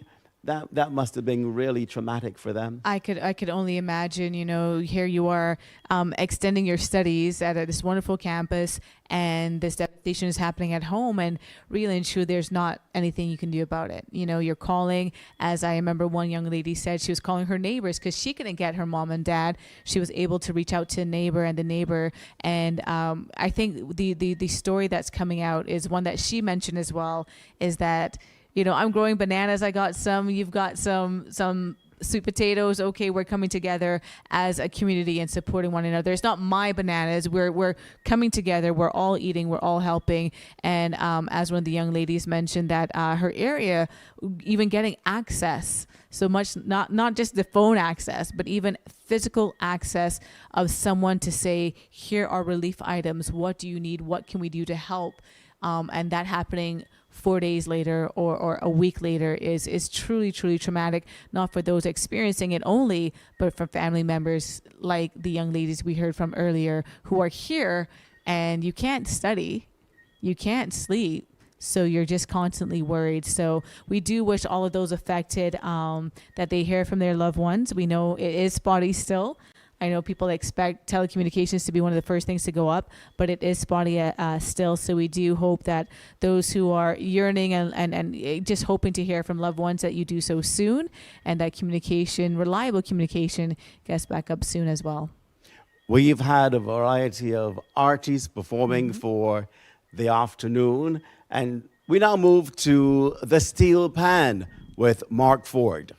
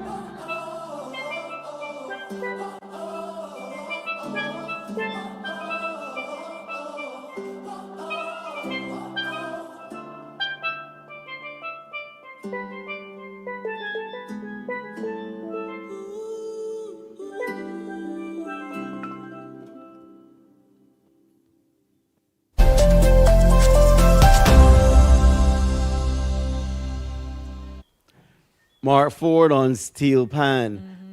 Very soothing, very relaxing, and I hope you really enjoyed that presentation. We've got another artist, but not performing for you this evening. We've got an artist who is going to plead with you to continue to support, pledge, make your donations, because this is important. We welcome Natalie Burke. Hi. Welcome. Thank you so much. Good afternoon. How are you guys doing? We're good. We're good. Yep. We just want to see some more money, though. Yeah, that would be nice. That would be nice. And we know that you're a very influential person. Well, people, listen. This could have been us. This could have been you, wherever you are. And we need to step forward, step out, and give Jamaica a hand up. We had some students here earlier who were Jamaican, and they were telling us about, well, they would have been in Barbados, and they were telling us about how they were trying to reach their parents and their friends and so on. Well, of course, you know, all communication would have been out. And that would have been very, very difficult. That broke my heart. For I heard days. it as well. 4 days. And I, too, have family in Jamaica. I have some cousins in Jamaica. They're actually Burkes like me. And fortunately, they live in Kingston, and that part where they live was not impacted. heavily impacted as heavily impacted as other parts of of Jamaica, but it's a very difficult situation. And seeing all of the pictures and the videos, I know it has to look 20,000 times worse in person. We've been told. I've seen that Thousands before. of times worse. You know, and I mean, over the years, I've had the honor and the pleasure of working with, whether recording with or just rubbing shoulders with, performing with so many Jamaican reggae artists. And, you know, it breaks my heart, you know, to have to say Jamaica needs us now. Jamaica needs us now. An island that has shared its music, it shared its culture, athletic prowess, intellectual input, just the vibe and so much more. And they need us now. And it's one thing to say, oh, I love Jamaica, me love up Jamaica and all of that. But put your money where your mouth is. Indeed. And that's what we need at this time. We need for that to happen. We all know of the resourcefulness and the resilience of the Jamaican people. And we've seen them, you know, hold on to the bitter end in cricket games and come out victorious. We've seen them blaze a trail on the track and leave the competition in the dust. We've seen them fight through Wild Gilbert back in 1988 and so on. But when we see the photos of the destruction and the As we're seeing now on devastation, screen. yeah, you know, give whatever you can give people. Give whatever you can. It all adds up. Jamaica really needs us now so that we can rebuild and help them to rebuild and restore not only their buildings, but their hope, the hope of the Jamaican people. And, you know, I'm an artist, but I'm also a teacher, and hearing That's painful for you. it is painful because education is now on hold. Everything is on hold in Jamaica. Yeah, there are long-term effects that we can't even imagine as of now. Of course. Yeah, that's You going to know, happen. outside of the billions of dollars that will help them to you know, restore Jamaica. There's also the educational fallout, the economic fallout, where farmers and people who depend on the land and so on, all of their crops have been wiped out and so on. Yeah. And it's hard, you know, it's hard for people to say, we need help. And basic things like food and clothing, you don't have to depend on people to send those things for you, things that some people would have taken, you know, for granted and as everyday things. And now It certainly puts us in a position that we perhaps ourselves can't imagine, because a lot of us in the Caribbean are very proud people. Of course. And just for people to have to come to their knees and say, I don't have any food. I don't have anywhere to sleep. I can't go to work. I don't have any money. I can't go to work. I don't have any. Is And there a regardless of that, workplace? I was about Is to there say, a workplace left to there go may not to? even be a workplace And left that to go is the stark reality. And we want to just let people know, remind you guys that we are doing this as a Mediathon. So we have put our, you know, sometimes our differences aside as various media houses, and we've come together because we see the greater need. We see the bigger picture of coming together. We did open the program with a message from our Prime Minister, Mia Motley, one of solidarity.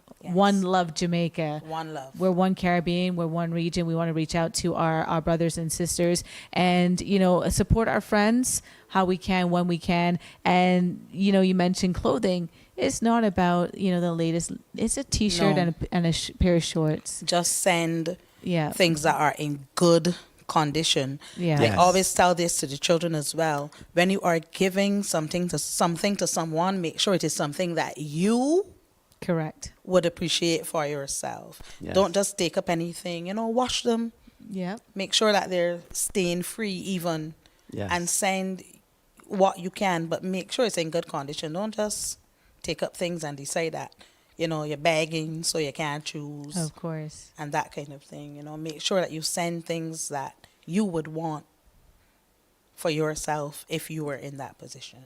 The call center remains open, and we're encouraging you to call the center. Call the and, center. Make your pledges. Make your pledges at 434-1034. That's 434-1034 and 231-8430. 231-8430. And we don't just want you to pledge. We need you to follow through Yes. with that pledge. Please follow through with that pledge. And for the Barbados banking instructions, the account name, Barbados Red Cross Society Disaster RL. The bank is CIBC First Caribbean International Bank. Come on, Bajans. Everybody in Barbados almost got a first pay. It is They do true. first pay. We do first pay. Almost everybody. So CIBC First Caribbean International Bank, beneficiary account number 1086924. 1086924. Account type checking. Branch Sheraton. Everybody knows how to get to Sheraton Center. Branch transit 09586. And if you're going to do a first pay, that's 1-246-233-4447. 1-246-233-4447. First pay email, finance officer at barbadosredcross.com. Finance officer at barbadosredcross.com. Every dollar, pound, euro counts. Every single one. We need you to continue to pledge. We need you to continue to commit to this effort. God forbid, it could be us tomorrow. Don't let our neighbors down. Let's continue to be the good Caribbean neighbors that we know we are. And let's continue to commit to Jamaica through this Mediathon. Go ahead. I Go ahead, didn't, Natalie. I didn't come to sing, but I'm just going to do a short thing here if y'all don't Go right mind. ahead, of So I'm going to course. take up any Welcome it. time. Yeah. Jamaica keeps striving. Give thanks and praises to Jah. He will keep you surviving. Jah will never let you down. Jamaica keeps striving. Rebuilding and thriving. Jamaica keep striving.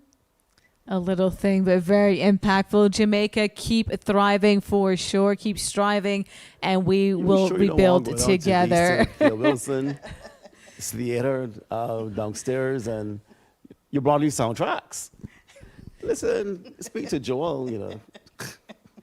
But with that being said, we do have someone lined up in our arts and lecture theater right now. Our next performing artist is doing some poetry. So I would like you to welcome Miss Ashley Thomas, who'll be doing a poem for our Jamaican brothers and sisters. Jamaica, keep thriving.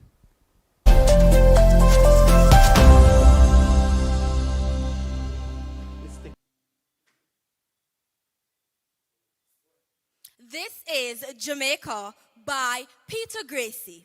This is Jamaica. This is my country. A son of this island, a daughter of this land, fearless of fears. I stand in awe. Only love prevails, secured in God's hands. This is Jamaica, where joy cometh in the morn, surrounded by mystic waters, crashing onto the shores, where only heroes are born.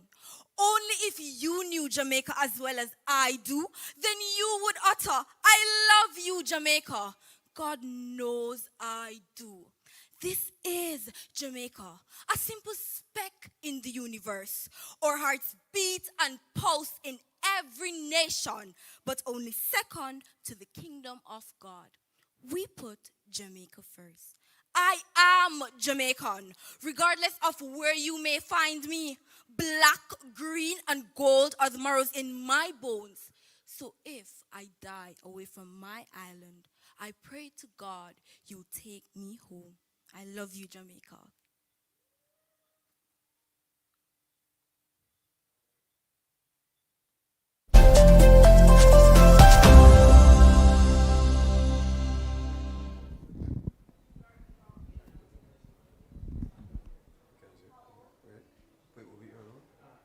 You recommend over here? it said you were sitting? Yeah, you can be sitting here. Over here? So put your other ear there? Yeah.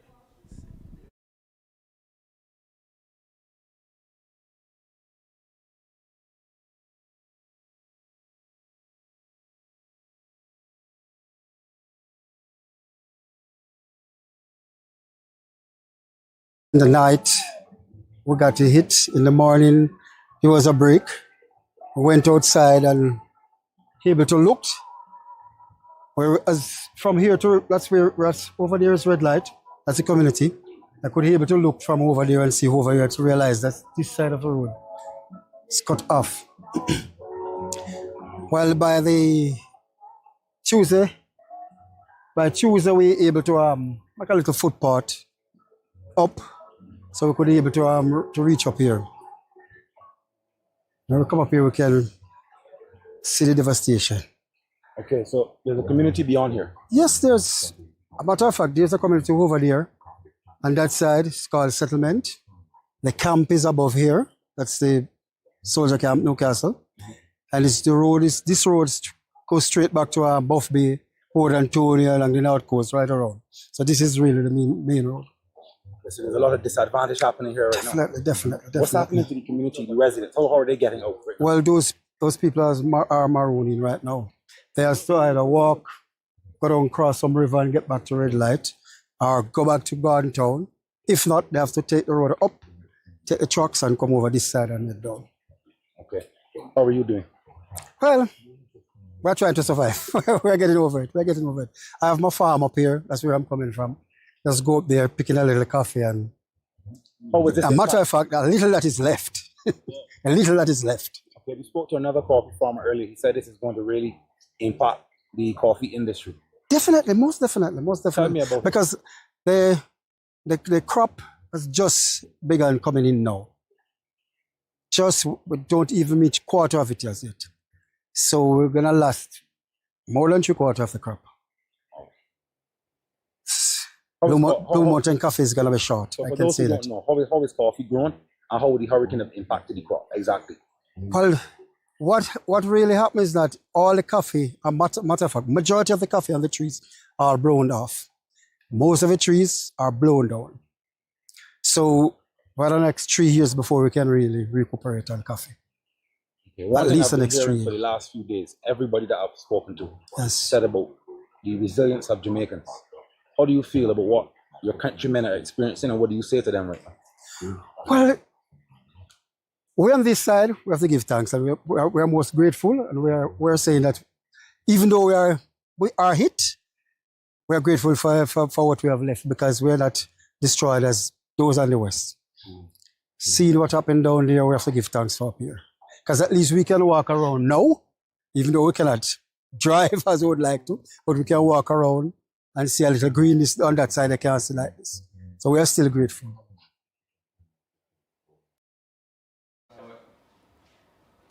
Those images continue to almost haunt with how serious they are. By the way, you're not seeing things. You're seeing exactly what you're supposed I'm to be telling you. seeing. Kirk Brown, welcome. Thank you, Gail. You're doing a phenomenal job.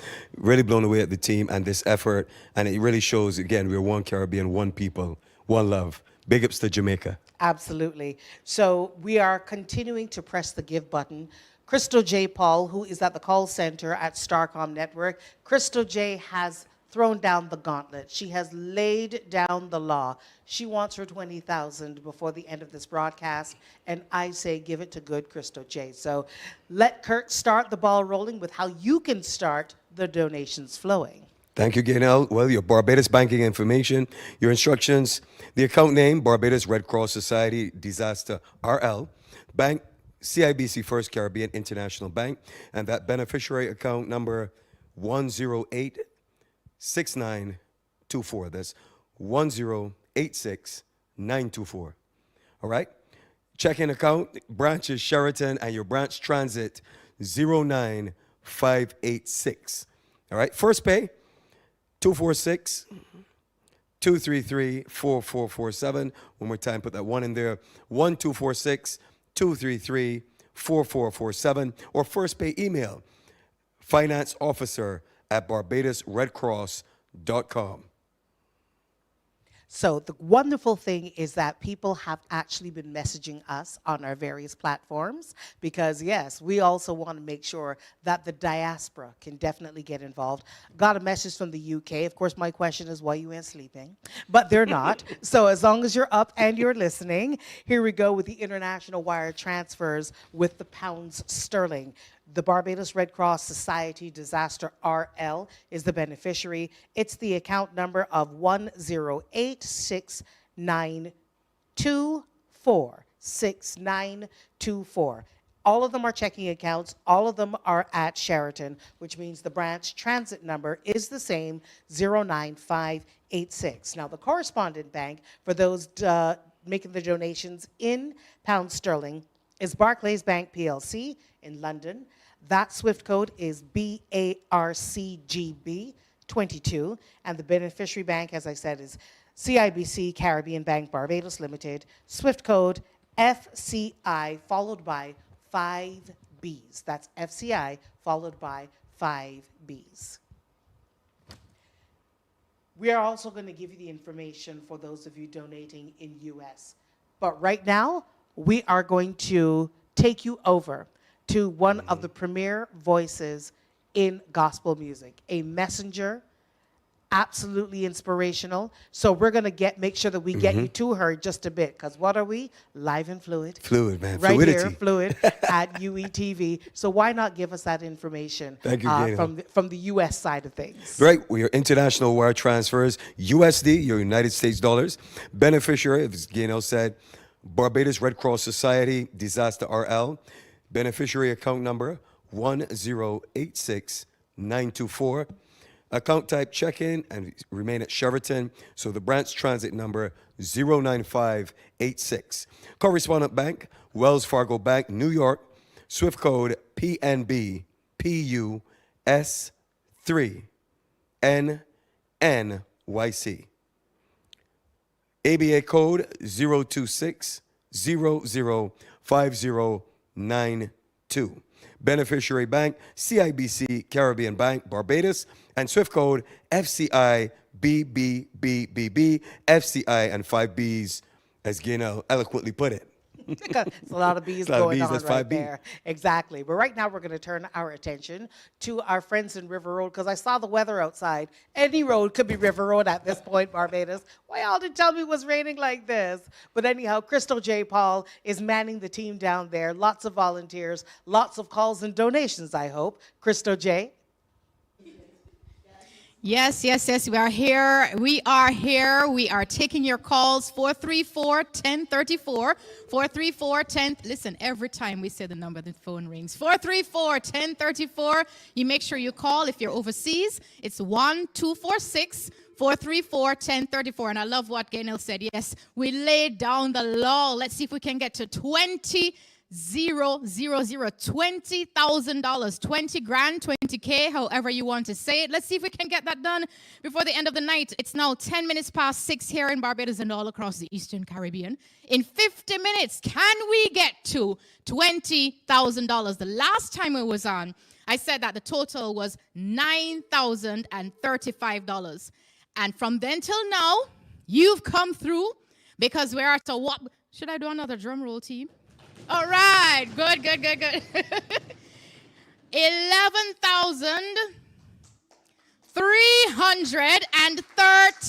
$11,330. Thank you so much. Let's keep it going. Let's keep it going. Now, listen, I'm going to do a roll call, right? Because right now, we have Power Broadcasting, CBC, and Starcom Network, Inc. all joined with UETV, UWI-TV, and CBC TV, and we are live, and I'm calling on every one of you to give even $1. Now, if you want to give 1,000, nobody will stop you. $1, $10, $50, $5, as we say, one cocoa full basket. So if you give $1 and 10,000 people give $1, then it equals $10,000. So let's do it. Can we do it, team? Yes. All right. So in the next 50 minutes, you need to call 434-1034. You can send in your WhatsApp pledges as well, 231-8430. And if you have first pay, that's CIBC Caribbean, it's 233-4447. Or you can use the email address financeofficer@barbadosredcross.com. And listen, we're collecting money here at Starcom as well and up at UWI. So you need to make sure to bring in your pledges. And I love what Natalie said. Please make good on your pledges. People need to, it's a race for the phone here. People need to hear from you. People need the money that you say you're going to send. Now, just to remind you that non-perishable items are being collected as well. Not today, but you can head to the DEM. That's the Department of Emergency Management. They're at Pelican Village in St. Michael, Bridgetown, St. Michael. You can go there during the week, Monday to Friday, for the next 2 weeks or so, and give your non-perishable items. And please, make it items that you would want for yourself, all right? In Jamaica, with some on what left, right? Make sure that is something that you would want for yourself that you would give to somebody as well. So one more time, come 434-1034. Let's make it to $20,000 on this night. By the time the clock turns 7, at 7 p.m. Atlantic Standard Time, 6 p.m. Eastern Standard Time. I heard somebody's in New York. Thank you so much for giving. If you're in London, thank you so much for giving. Wherever you may be in the UK, we have the wherewithal for you to be able to give. Whether in the US, you can give in US dollars. You look out on the screen, donation, and the way to donate in US dollars and pound sterling as well. And if you're here locally, it's CIBC Caribbean 1086924. See, I remembered it. I memorized it just for you. 1086924 is the account number to give. 1086924, or you can call 434-1034. If you're overseas and you wish to call, the area code is 1246. All right, so one more time. We're at $11,330. Let's see if in now 6:14. Oh dear. How many minutes left before 7 o'clock? 46. Oh, you see? All right, mathematician. 46 minutes. Let's see how far we can go if you can make it to 20K. Let's go. Thank you, Crystal J, and thank your charges as well, working ever so hard, and volunteering as well. This is the big thing. You know, there are plenty of things we could be doing on a Sunday, right? But here we are. So don't forget that there is also a QR code. It will take you to the banking details. So in case you're thinking, I didn't remember everything that Crystal J memorized, I didn't have everything that Kirk said, there is a QR code. Scan it, it'll take you there, and you can choose to donate right then and there, and there's no such thing as too little. Kirk, I wanted to implore you, in your other capacity, of which there are many, but you are a literal Farmer Brown. Literal Farmer Brown. He's an actual farmer. Like, you know, sweet potato, just the way Marvay said it. Produce. Right, produce. But when we heard the gentleman in the video talking about, you know, how the plants, especially for the coffee, that hit me hard. I took it very personally. Like it, yeah. Very personally. That affects your supply. Oh, but it does. But you see, we say that lightly, but it really does affect supply and what is available, not only to the people on the ground, but in terms of their exports. You're a farmer. How much work and time to recover does this actually take when something untoward like this happens? It's you know, that's why it's natural devastation, national devastation, because yeah, it's a natural disaster. You're not expecting it, so it's not planned, it's not perceived. So again, you're getting up the day, you're looking at your animals, whether they're out in the field or your poultry in a pen, you know? And when you lose that, you have to look at rebuilding all your infrastructure. Yeah. Your supply, your electrical utilities, just like your home, just like residential. When you're looking at crops, you know, sometimes the ground is so saturated or so damaged. Sometimes you can't plant there for a month, weeks, or a year. Because I hear about the regeneration of the soil that has to happen. That could take months. Could take months. And you know, we learned that from the pandemic. People often take farming for granted, but it's critical. People need to eat. Or in Jamaica, they say people need to eat. So they need food. You need to be producing from farm to table, farm to fork. So salute to the farmers in the rebuilding efforts and those who right now in the interim are continuing to feed our people, you know, all through the Caribbean. Absolutely. So, I mean, just thinking about it would literally swell the head. And for people like me who are like, like supermarket. right? But there are people, dozens, hundreds, thousands of people who are literally at the mercy of Mother Nature and climate change, and it's not changing in our favor, certainly not in this region. Yeah. Okay? So I've just heard a little whisper from the producer in the ear, so I believe what we're going to have is more spoken word, and this is lyrical, the delivered. Let's deliver it.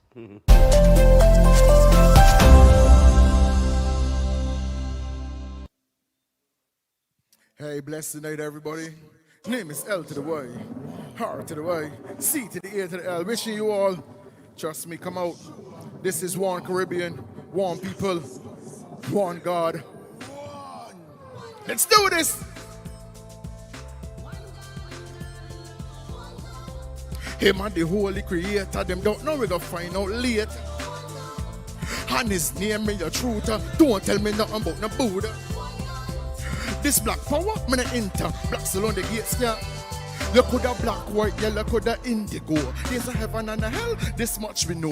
When you're dead, to one of them you gots to go. So the mercies of God, one of gots to know. Seek forgiveness for the things one I did before. Repent, ask Jesus, sin no more. Might be tough in the spirit, still we gots to grow. But this much we gots to know that this one God, you are the holy creator. Them don't know, they gonna find out later. And his name is the truth, and don't tell me nothing about no Buddha. This black power, me no enter. Blacks alone, the gates can't enter. Now give me no bomb, no detonator. Love your neighbor as yourself, and me no hater.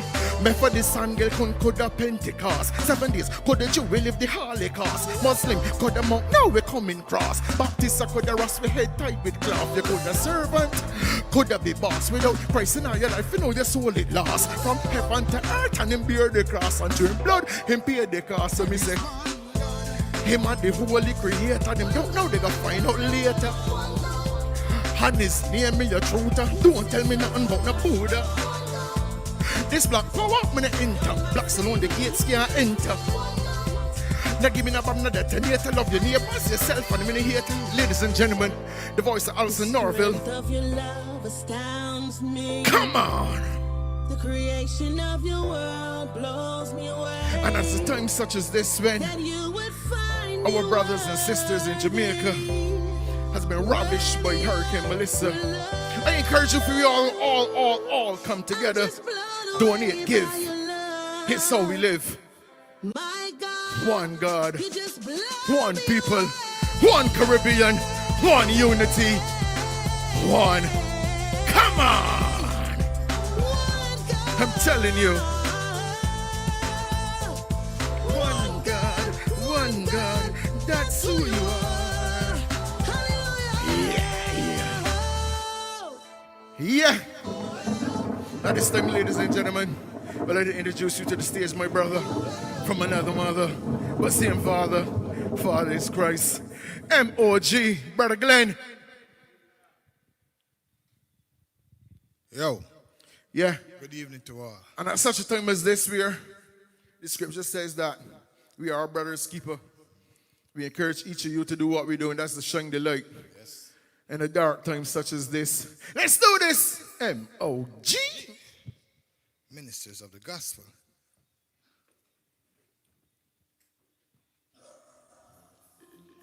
Let your light so shine. Let's do this! I say the world is dark out there. Some people lost, can't find them way. The blessings of God, they lack same way. For the savings of souls, we not stop pray. Well, no, me no come here for watch face. Come for shine some light in a dark place. They're gonna say don't get caught up in the rat race. For wanna go and get burn up in a No, me no come here for watch face. Come for shine some light in a dark place. They're gonna say don't get caught up in the rat race. For wanna go and get burn up in a Through the power of forgiveness is sanctified. Sent down him Sunday for you and die. On the cross, Jesus he bled and died. It's the name of Jehovah me glorify. You see the devil wanna get back the eye. Get me Satan, you are the worst, my Lord, and the best for you. Brother Glenn, come for testify. Watch me. Justify just like say we never sin. And you know therefore the wages of sin. Salvation and forgiveness where Christ bring when him die upon the cross, him die for we sin. Free of cost, it don't cost me anything. But me know say it cost him anything. But the gift of God we live. And me know people them want to live it. No, we don't come here for watch face. Come for shine some light in a dark place. Beg on us to don't get caught up in a rat race. Who wanna go and get run up in a...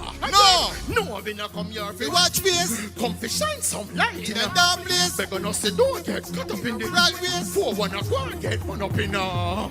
See the world is dark out there. Some people lost, can't find them way. The blessings of God, they lack same way. For the savings of souls, we not stop pray. So we walk by faith, not by sight. Trusting in God, the God is mine. Not by his power, not by his, but by his spirit. Whoa. So when they shine must be bright light. Because your light or street light.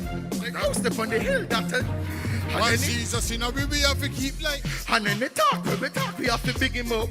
And now we, Jesus we big him up. All of the and no one glory we. He will draw all man to him once we lift him up. No, we not come here for watch face. Come for shine some light in a dark place. We're gonna say don't get caught up in a hot place. For when I go and get one up in a... No, we not come here for watch face. Come for shine some light in a dark place. We're gonna say don't get caught up in the rat race.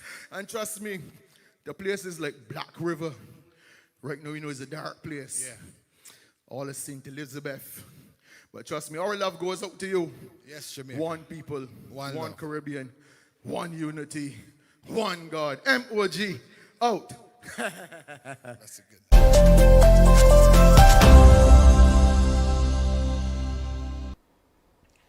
Lyrical the Delivered and MOG, and boy, did they deliver. The room seems to have gotten smaller or the public has gotten greater. Either way, I love it because the more people we get on this couch, the more perspectives, the more faces and voices and information that we can share accordingly. So if you don't mind, Kirk, I'll start from my end. Ladies first, go right ahead. Right here to my right, probably your TV left, is Simon Anderson, director of the George Allen Chronic Disease Center right here at the UWI. And to his right, we have Dr. Damien Cohall, Dean, Faculty of Medical Sciences, the UWI Cayfield campus. And then to his right, you can take it from here, Kurt. Marlon Matheson with the Jamaican Student Association. No correction, Jamaica Association of Barbados. Jamaica Association of Barbados. And these guys are here representing for Jamaica. You need to continue to support, and they're here to give us a little more insight. Absolutely. So I'm going to start with Simon, who's directly beside me. And what is your role in the center here at UWI? Okay, so I'm professor of population health sciences and cardiovascular medicine, and our center is actually a unit of something called the Caribbean Institute of Health Research, which is situated on the Mona campus in Jamaica. And so we are indirectly impacted, as our colleagues are directly, and we focus on health research in the region. So health has definitely been one of the areas that the microscope has been under, because when you don't have a regular supply of necessary medicine that you rely on to take on a daily basis. Yes. What does one do in a situation like this? And how does this particular center support those most in need? Well, I think the critical thing here, as you say, is that a lot of individuals who would have been impacted are going to be suffering from some of the chronic conditions, diabetes, hypertension, and other conditions like that. And in particular for diabetes, where some people may need to use insulin, which requires them to put their insulin in a refrigerator because it has to be cooled, and then that needs to be stored and taken as and when. If your fridge and your current and your light and your electricity is gone, then you're going to have to, we're going to have different ways of trying to deal with this challenge. One is, I know Barbados has a field hospital to be set up from November 18 in Jamaica. There are other field hospitals in the region, but individuals may have to shift from their insulin, which is an injection-related treatment, to Mhm. tablet form, Right. until they're able to get the supplies that they need. Yeah. But the other thing to do around that is to probably make sure that food is going to be a critical thing, and at this point in time, people are just going to be eating for energy and not really thinking about the quality of Quality, food. yeah. It's what's available as Because well. it's what's available. Yeah. And that it may have an intermediate and long-term impact on health. So that, in the public health sense, is a crisis Mhm. waiting to happen. And often probably not one that we give immediate thought to. Sure, loss of life we give thought to, and we're concerned about that. Physical injury, but sometimes we don't give enough thought to the long-term impact of when you have been going without what you absolutely needed for the sustenance of a relatively pristine life. If you didn't have it, how that sets an entire system back. Absolutely, and we think about it in a biopsychosocial perspective. In other words, the physical being and the mental being and the social being, all we have to have all these three in consistency within ourselves. If our mental state is out because we're anxious about, a lot of these, we saw students on, their parents are going to be thinking about, how am I going to manage to send the funds over to look after the students who are in Right. school? There'll be children who are going to be impacted. So right across a life course, there's going to be a huge impact on anxiety, depression, and that in a way is going to cause problems for people to recover and to restore themselves after this. So the spiritual side of things tend to tie things up together for some people, but really and truly, you have to deal with the need that arises at the moment. Correct. And at the moment, it's food, shelter, and that sort of security Yeah. that's required. Absolutely. Now, he mentioned the student that we just happen to have on here. And Kirk, perhaps you can chat with our friend here and just find, basically, how you're doing. That's how right, you going? Mr. Madison. How has it been interacting with the students, rebuilding? I love the words used. You're rebuilding, you're retooling, refocusing. What's it been like on the ground with your team? Well, so far, one of the things I love about us as Jamaican people, we're perseverant, we're very resilient. Resilience. Right? So even when Hurricane Melissa was coming, we had our spirits high. Even with it passing, yes, it had a lot of damage, a lot of devastation. But what I must commend is how quick we were able to get together to want to pool resources to get these relief assistance to our brothers and sisters in Jamaica that would have been critically impacted. I remember my sister was sending me a video about how she was with her godmother in Mandeville, based on where she attends school, and how she saw roofs flying off, etc. I was grateful she's protected, but then again, what about those people who would have lost their roofs, those people who would have lost their livelihoods, etc. So in our association group, what we did was... sorry about that. In our association group, what we did was we came together as an executive. We had a meeting, I think it was the middle of the night when everything was happening, Hurricane Melissa was happening, and we're listing items that we would need, items that we would implore persons to donate, so that we could then put together to ship to home. assist, yeah. Yeah. Brilliant. And we heard the guest speaking earlier, and it's amazing, speaking of resilience, how hard the impact has been, the personal stories of loss of property, the damage, persons still by the river. You understand? Yes. Tell us about your personal account apart from your family.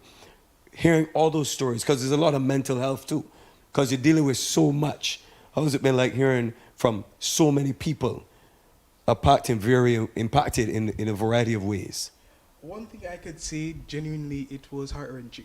I mean, you're looking at images of Jamaica. You as a child growing up, you had a lot of memories. What was there? Right? A lot of families would be able to go to Negril. I remember when my grandfather passed in 2018, to kind of recenter and refocus as a family, we took a trip to Negril, right? To just, get back to a good headspace, right? Yeah. And then looking to see what happened in Negril. I can't believe that this was Negril 2018, 2019, even last month, right? Hearing what has happened to so many other people in terms of their homes, especially those, because what happened is that in Jamaica, you have a lot of persons centrally located in Kingston, but it would have family ties and roots in rural Jamaica, St. Elizabeth, Hanover, etc. For them, seeing the family home, the place where they normally go for reunions, etc. Just destroyed all of that memories of great family moments and bonds. Disappeared like that. It really did take a toll, a lot of them mentally and emotionally, as my colleague would have just mentioned. Right. So for a lot of us, it is maintaining that hope, but in a sense grieving, right, and using that grief to fuel our relief as well as our recoordinating to go forward. And that's what it's all about today. One Caribbean, one people, one love, Jamaica. Everyone here coming together and encouraging you at home, your phone, wherever you are, to contribute and to stick with us right here. Hear these stories and understand it could happen to anyone. Now, Dean Cohall, I know that as the Dean of the faculty, there might be a temptation to look to the scholarly for the answers. And I'm not sure that you're walking around with a briefcase full of answers, but what can you tell your people and the people in the diaspora? Thank you for that question. And before I attempt to answer, I just want to, let all my Jamaican people know that I'm definitely all in solidarity with you this evening. I was there from the passing of the hurricane. I was on the phone with family relatives in Jamaica. I have been there since, and I've been reaching out to persons in diaspora, persons here in Barbados, and of course, most importantly, not only my mom and close relatives in Kingston and St. Andrew, but also family relatives who are in some of the deeply affected areas. But going back to your question, yes, do we have a briefcase of answers to address all the concerns? The quick answer is no. But what I can share is that we have, over the years, developed a practice based on prior experiences with natural disasters. Hurricane Melissa was indeed impactful, a Category 5 hurricane, but before Hurricane Melissa, and I want you to listen to this because I'm a storyteller, 37 years ago, we had Hurricane Gilbert that created mass, devastation in Jamaica because it hit Jamaica, longitudinally as opposed to laterally as Melissa would have did from the western side.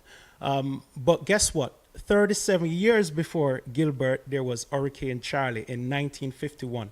So I like to tell folks when I'm asked about Jamaica's response to Melissa, to say that Jamaica is a resilient country. We're also storm resilient because we have had these experiences before. And each time we have built bigger and stronger. So Simon would have mentioned some of the responses as it relates to addressing the public health crisis, the environmental health crisis. And the good thing is that you don't have to depend on the experts in the Faculty of Medical Sciences alone because we have seen a very important, impactful response from, civil society and even entities outside of Jamaica, for example, PAHO and CARFA. Even the Ministry of Health and Wellness here in Barbados would have, loaned their field hospital. So we have a Caribbean response as it relates to providing necessary medical advice and guidance to help address the current public health crisis, but also help to secure lives and ensure that there's some normalcy returning very soon for Jamaica. And that gives some measure of pause and some measure of relief, knowing that we have some structures in place. Gentlemen, thank you so very much for taking time today, and we continue to pray for the people of Jamaica and the diaspora and your continued resilience. Thank you. Thank you very much. Thank you. Thank you all so much. And guess what? We also have a wonderful first-year UE student by the name of Shanila Dixon, and she's also going to contribute her talents to this Mediathon.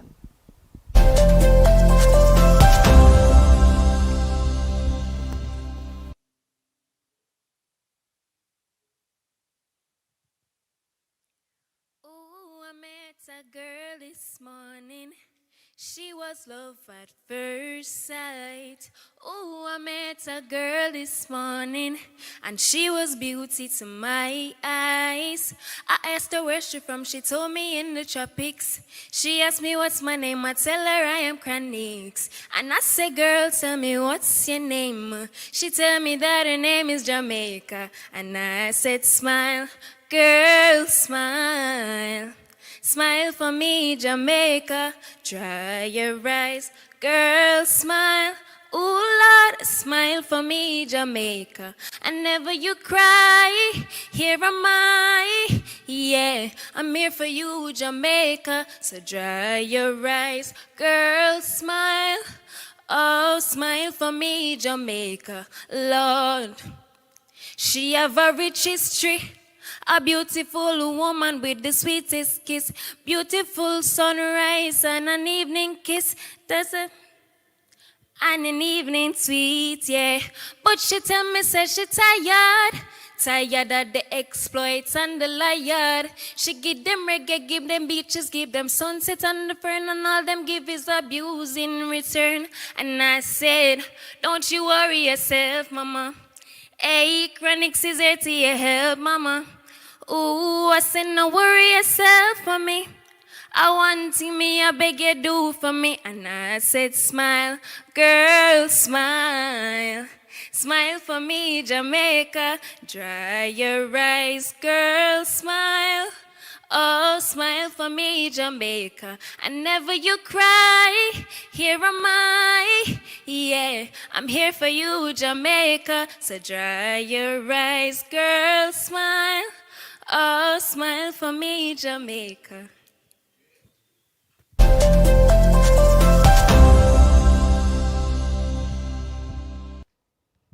How could you not smile?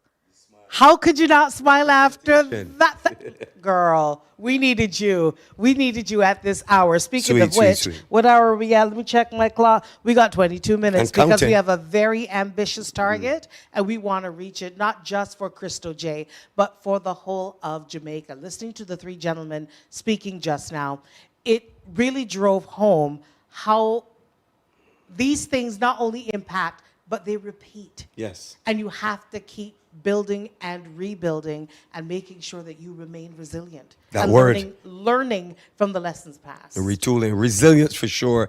And I want to salute to everyone in Jamaica watching. We know there's a lot watching for sure and streaming. Yeah. So at this stage, we want to welcome into our broadcast this evening the Honorary Council of Jamaica, Ms. Ella Hoyos. Truly a pleasure. Ella, can you hear us?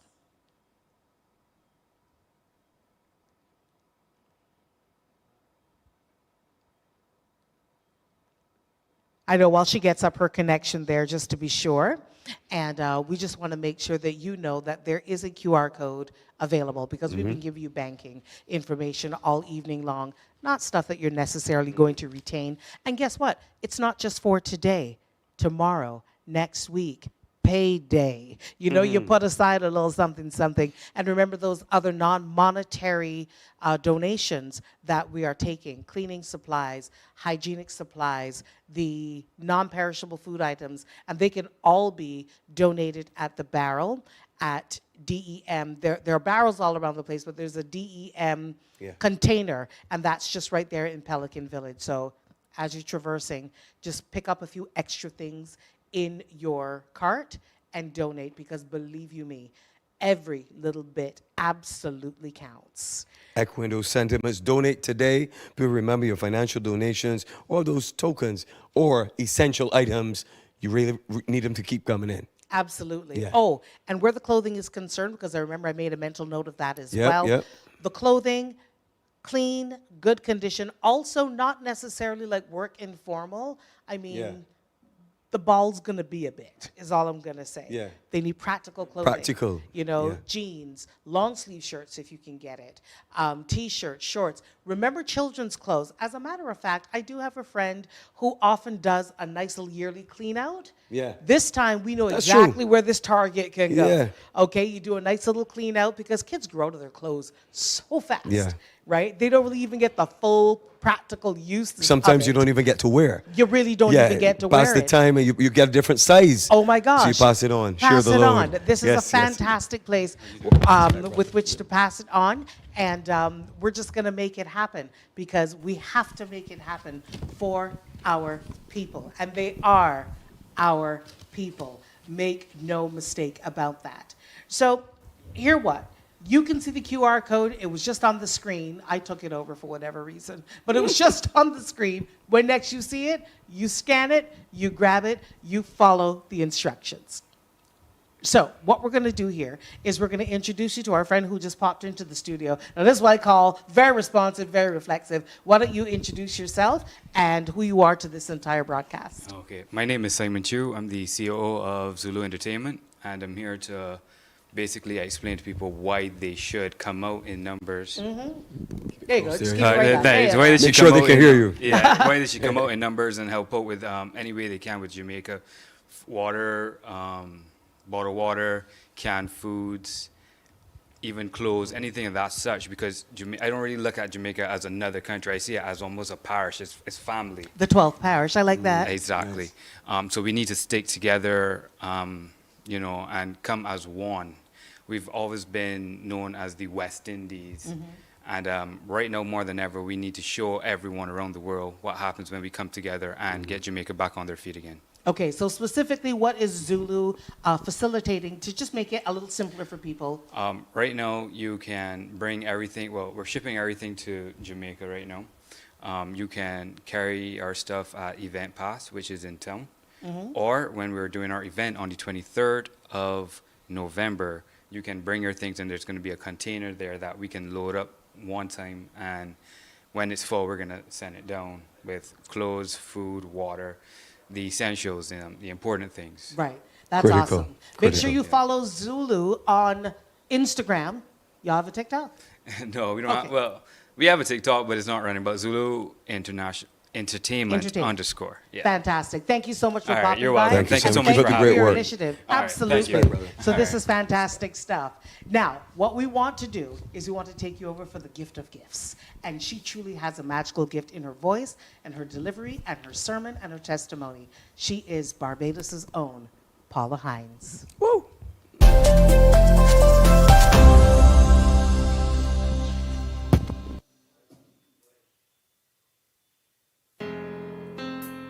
Jamaica, I pray that God will speedily send relief your way. In Jesus' name, this one is for you.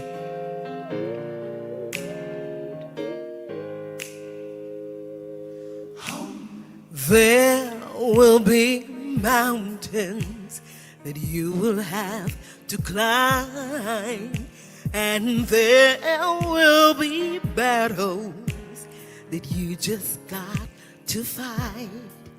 But victory or defeat, it's up to you to decide. But how can you expect to win? Yes, you have to try. You just cannot give up now. No, no, no. You've come too far from where you started from. And no one said that this road is gonna be easy, and I don't believe God brought you this far and would leave you. Never said there wouldn't be trials, never said you would not fall, never said that everything would go the way you want it to go. But when your back is against the wall and you feel, Lord, the hope is gone, you just lift your head up to the skies and say, Lord, I need to be strong. You just cannot give up now. No, no, no, no, no. You've come too far from where you started from. And no one said that this road is gonna be easy, and I don't believe God brought you this far and would leave you.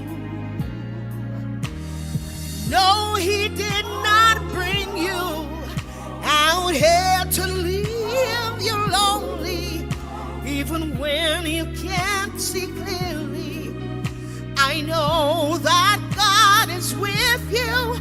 So I say, you just cannot give up right now. Keep on fighting, yes. Come too far from where you started from. And no one said that this road will be easy. We're all here with you, fighting with you. You're gonna win.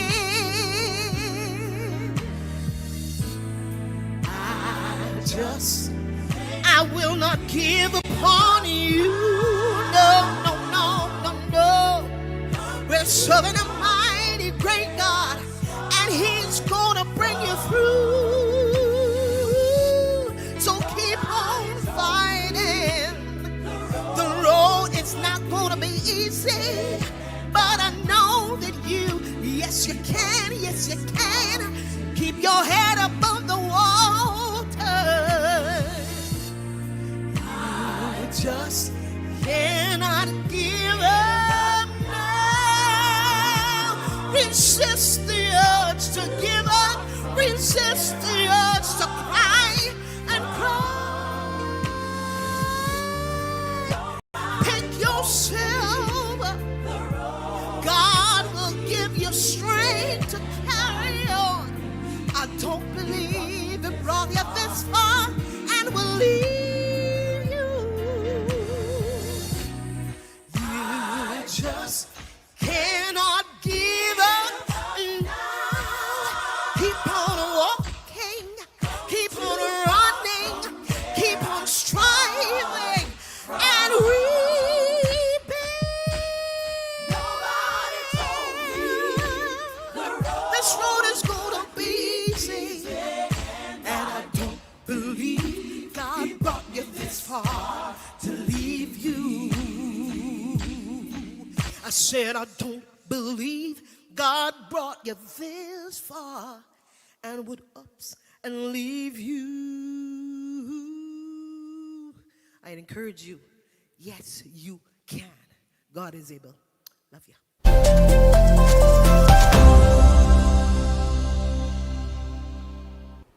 The phenomenal Paula Hines, a true gem of gospel music right here in Barbados. And right now we're going to send it over to another gem of gospel music in Barbados, but tonight she has a very different role in River Road. Christo J. Paul. Yes, Gaynell, thank you very much. And listen, we can't give up now. People, will you believe it? If I told you we are on our way to 20K, and it's only 11 minutes left. Yeah, you can applaud for that. That's fine. Yes. And we have 10 minutes more. Oh, my goodness. Oh, yes, we are on our way to 20K. And I'm seeing now that even more money has come in. So right now, we are at a whopping $18,130. Yes, woo! Oh my goodness, what an exciting time. Yes, somebody's on the phone, so we have to bring it down a notch or two. Okay, so we thank you so much for your continued pledges. Keep on calling. We can make it past 20K in the next 10 minutes. 434-1034. That's 434-1034 if you're calling from outside of Barbados. It's 1-246-434-1034. If you're doing WhatsApp, 1-246-231-8430. That's 1-246-231-8430 for WhatsApp. First pay, 1-246-233-4447, or really just 233-4447. And you can send via email as well, financeofficer@barbadosredcross.com. Yes, folks, so we're at $18,130. Oh, my goodness. So we have a little under $2,000 left to go, and we can surpass that this Sunday evening. We're going for another 9 minutes or so. So let's see how much we can get in at that time. Just to let you know, we will continue to take your pledges and your donations here at Starcom Network. and at UWI as well. And of course, you can continue to send in your donations, not just your pledges now, but your donations for the next couple of weeks. We are ready and waiting to take your donations. And remember, non-perishable items at the DEM in Pelican Village, St. Michael, non-perishable items. Give what you would want for yourself, okay? Give what you would want for yourself. That's a good gauge right there. All right, so $18,130. Let's go. Let's see how far we can take it before we head to 7 o'clock. 8 minutes and counting.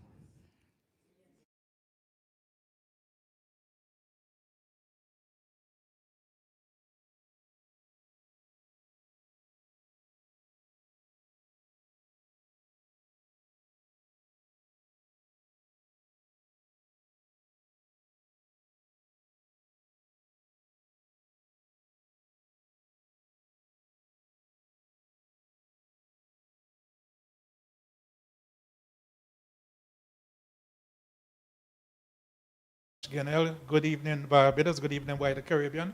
I'm here with Dr. Henderson Carter. We are the ones in what we call the driving seat, but the person behind is no other than Joel Ford, who agreed. Once we had the go-ahead from Mr. Anthony Green of Starcom, and we thank Sanka Price from CBC, the Caribbean and the Caribbean Broadcasting Union as well. And of course, here at Kville, we thank Dr. Janet Carew, and we congratulate her on her elevation too. And the indefatigable Maxi Baldeo, a veteran in the business, and we thank Maxi for making himself available. Thank you so much. Dr. Carter. And I want to continue in that vein of thanking, and I want to thank Caribbean Cuisine, Stacey Graham, for providing the food today. Some wonderful, sumptuous delicacies we had downstairs, and of course, someone provided callaloo soup as well. I want to thank not someone, Vinci Deborah Murray. Deborah Murray. Yes. Joel says she's not doing this unless she had callaloo soup, but I hope callaloo soup is left for Joel after this. Yes, yes, we have a big pot of soup, and I want to thank you colleagues here for coming out here and doing this. Without you, we could never have done this. So give yourselves a round of applause. Thank you, sir.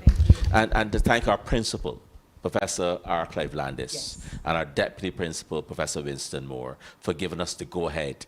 And he's so happy that the University of the West Indies could do this broadcast with our partners, The Nation and Starcom, all of them, to make this a reality. And finally, I want to thank all the donors, those who pledged, the people who've donated already, people who are still donating, still pledging. I say to you, continue to pledge.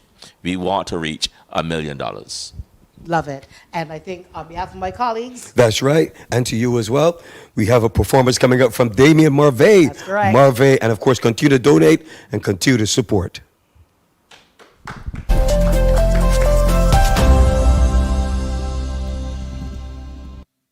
Good day, everybody. Firstly, quickly, just want to say much love to anybody out there who's having a difficult time, difficult day, difficult year. Much love to you. But this one is especially for Jamaica. After everything that they've given us over the decades and centuries, it's time for us to give something back. Run it. Jamaica. Sing it. This is one for the livers.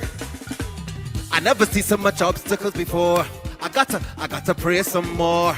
I gotta try and forget about it. I never say I'm perfect, and yes, I fall, but I gone again. See, my journey will never go in vain, no. And that's why I gotta push and go through, you must push and go through, you must push. When my fire burns, you can see it from miles away. And the light from the flame is called my destiny. The road might be a little muddy, but cut and go through like Juve. Along the way I might stumble, but remain humble. I'm not ashamed to say that yes, I fall, but I gone again. See, my journey will never go in vain, no. Yes, I fall, but I rise again. See, this journey will vain, no, no. That's why you gotta push. Push and go through, you must push. Push and go through, you must push. Push and go through all the way, yeah, yeah. I never see so much obstacles before. What? I gotta pray some more. I gotta try and forget about it. So let me go back to my people, feel yourself wherever you are. We alive. We got breath. We got hope. My greatest concern is to not live in misery. So it's best I jam cause we have a chemistry. Been doing this a long, long time. It's my remedy for peace of mind. And even if you stumble, just remain humble. I'm not ashamed to say that yes, I fall, but I'm gone again. See, my journey will never go in vain, no, no. Yes, I fall, but I rise again. See, this journey will never go in vain, no, no. You got to push and go through, you must. You got to push and go through, you must. You must push and go through all the way, yeah, yeah. I never see so much obstacles before. I gotta pray some more. I gotta try and forget about it. So let me go back to me, jump, jump, jump, jump, yeah. So let me go back to me, jump, jump, jump, jump, yeah. Oh, oh, oh, oh. And yes, I fall, but I'm gone again. See, my journey will never go in vain, no, no. You got to push. Much love.